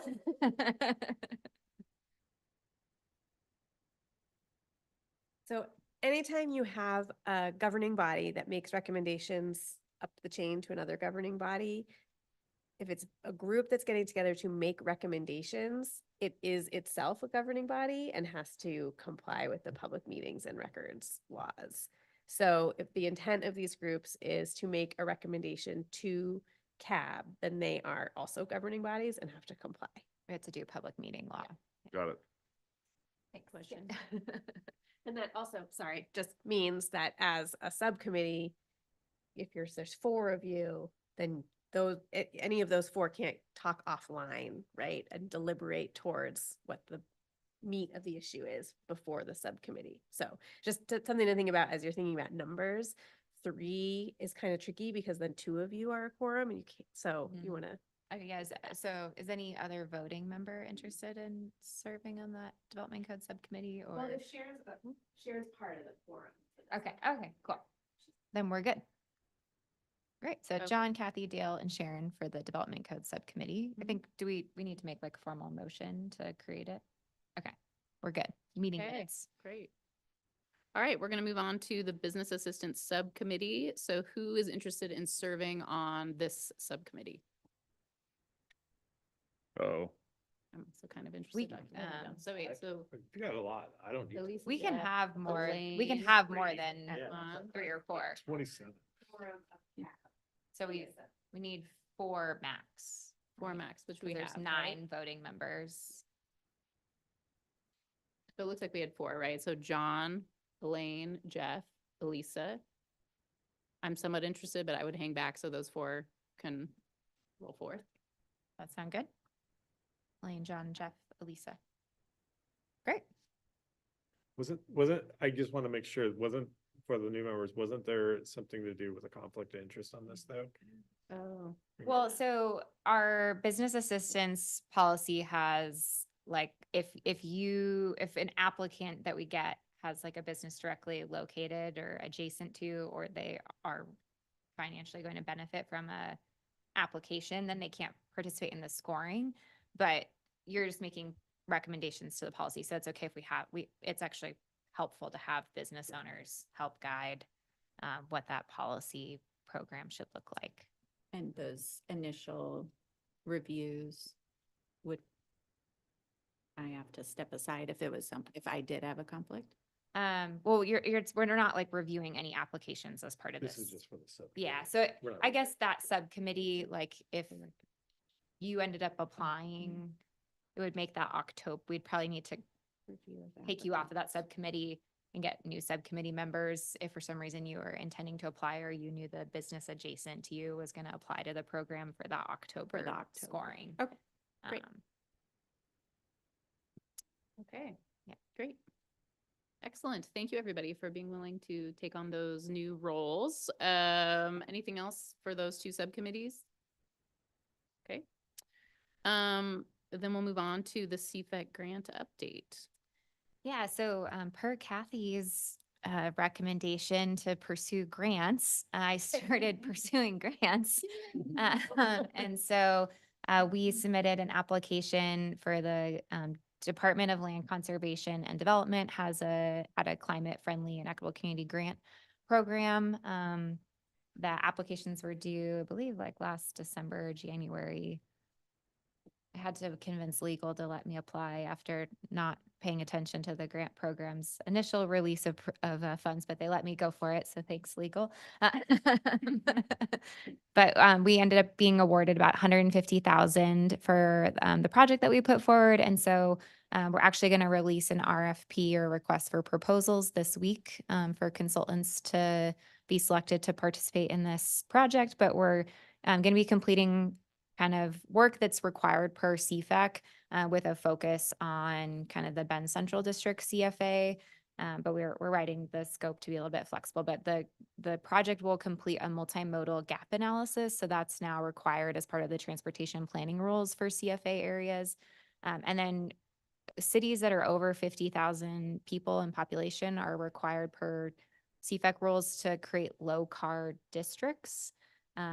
There's not really any guidance currently for what a low CAR district is or definition. And so we're going to be working with that consultant team to kind of create like a low CAR district best practices and code concepts memo and kind of dive into what are best practices for low CAR districts. And I think different applications of street types in low CAR districts. So like no car streets or like light car streets or, shared streets. We've been seeing a lot more development appetite for wooners, like, or wooner, if people have seen that word, like the Dutch living street. And so I think kind of creating a little bit more policy guidance in the city's like codes to be able to direct kind of what those streets would look like in low car districts. So I'm glad you clarified. I was thinking like hot rods, low riders, on Friday and Saturday. yeah, low car. Yeah, no,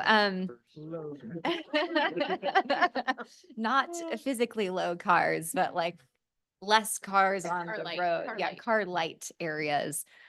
So again, not really a lot of guidance at the state level for what that looks like. So we're hoping, I think, and the state is also hoping to kind of use, it sounds like one other city in the state kind of applied to get more direction on kind of this low car district implementation.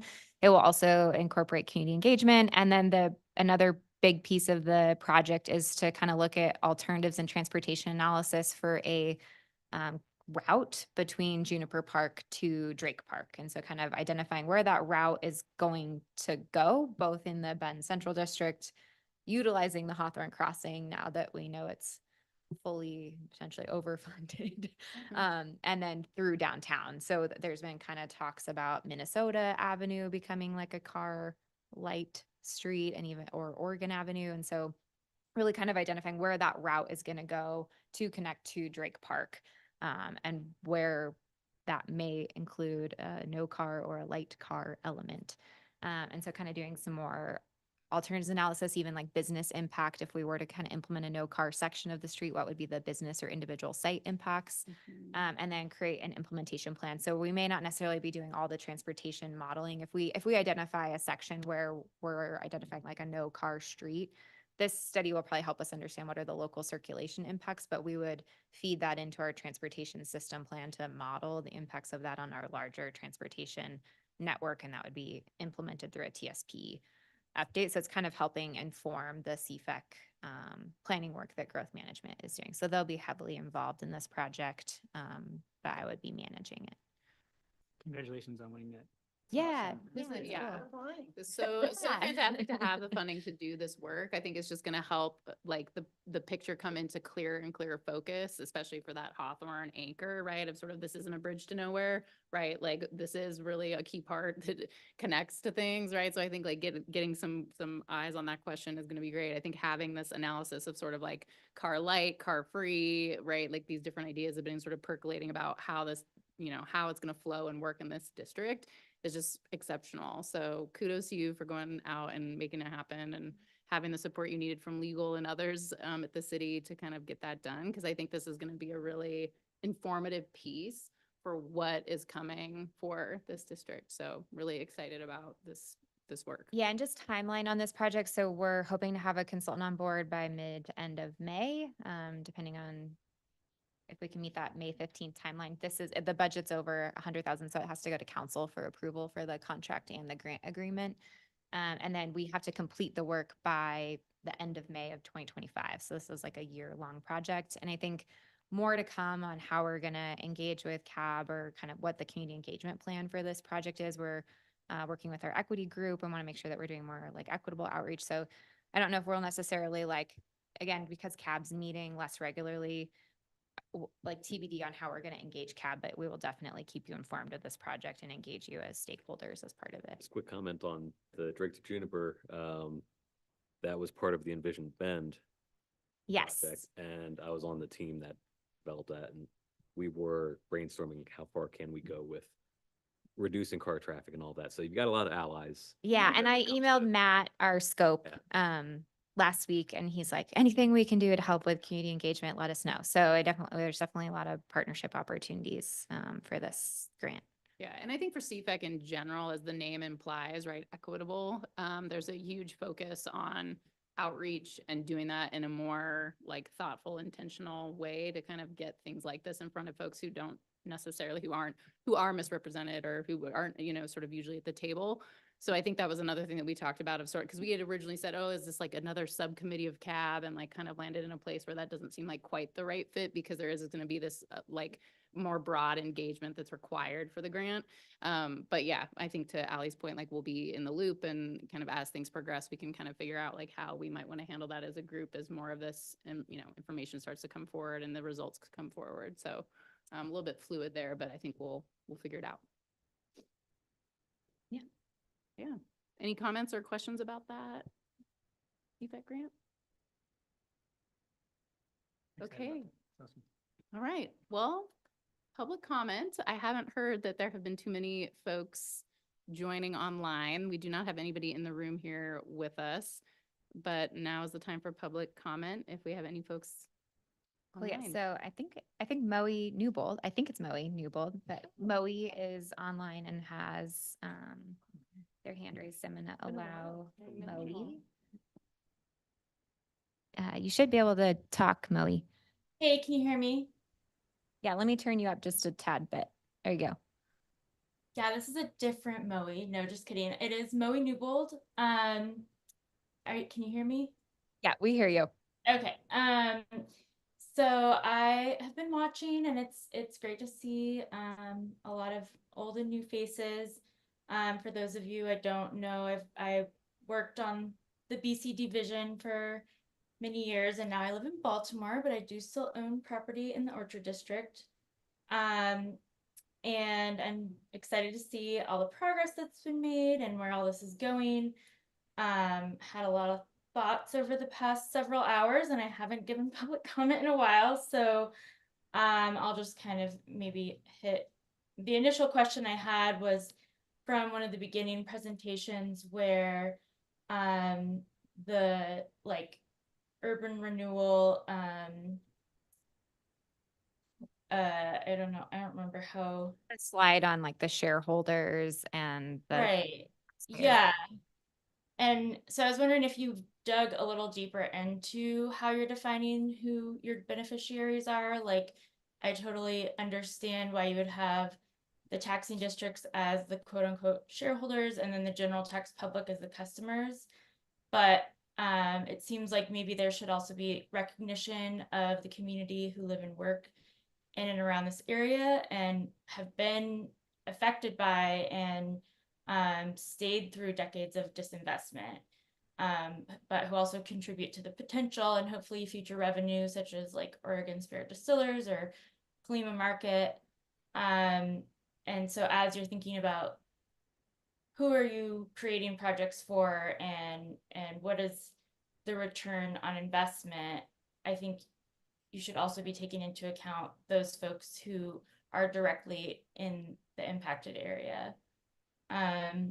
So that was kind of my main point, but I also am glad to hear that adaptive reuse is getting some attention. I know like the code that's in place now definitely, you know, wasn't perfect. So it's good that you're going to take another look, and yeah, I hope everyone can continue to be like, there already has been so much progress just being on the outside looking in from a couple of years ago.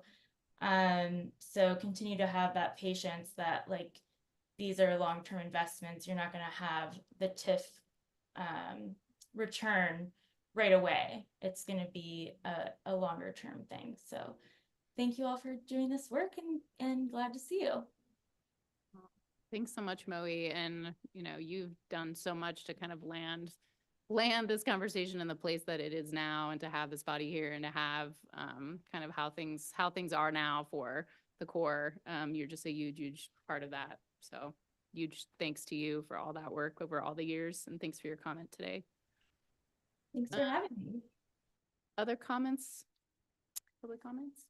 I'm looking, let me reshare. If anyone that's online wants to speak, you can raise your hand. I do see Dawn Coffer, who was chosen as the new alternate cab member, is online. I don't know if Dawn wants to say hi or introduce herself. Not see her raising her hand at all, but yeah, I think that's it. Okay.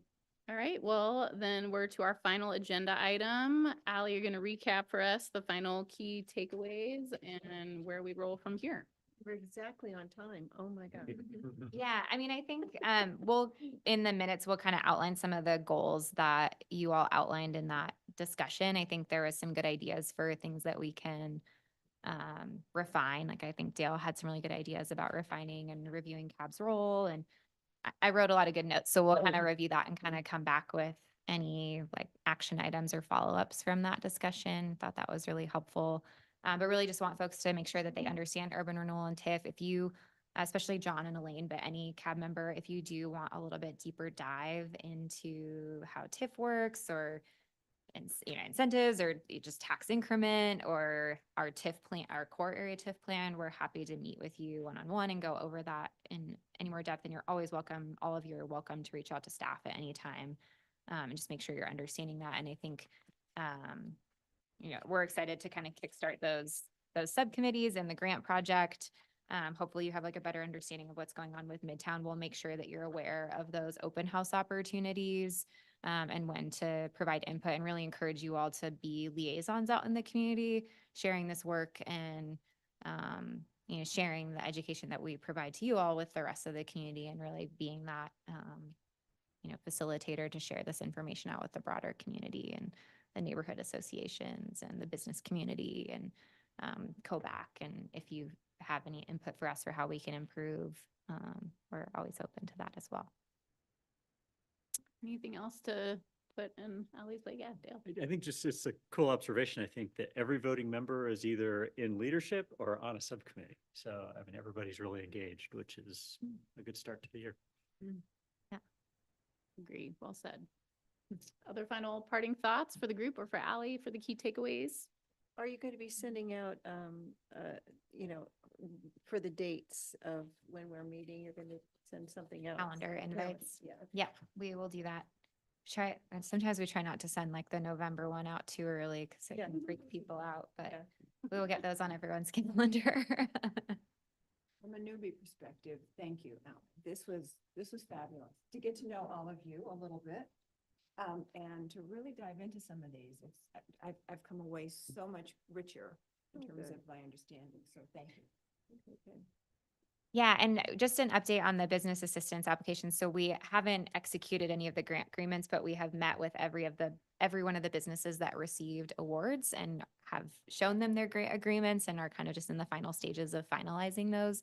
But we are hoping to get dollars out soon to those businesses to start improvements. And I love the idea of doing a tour in a non-quorum setting of CAB at some point to kind of showcase some of those investments. Okay, cool. Elizabeth said tours are good. Or at the very least, like before and after pictures. Yeah, totally. Cool. Great. Well, thank you, everybody. Really looking forward to the year ahead with this group. Thanks to everybody who joined us online and in the room today, and really, ready to get after it in 2024. So thanks so much to you all, and thanks for your time today. And we're continuing as chair. Hi, thank you. Thanks, Sharon. And we'll go ahead and adjourn the meeting. Thank you. Yeah. Appreciate it. My reaction,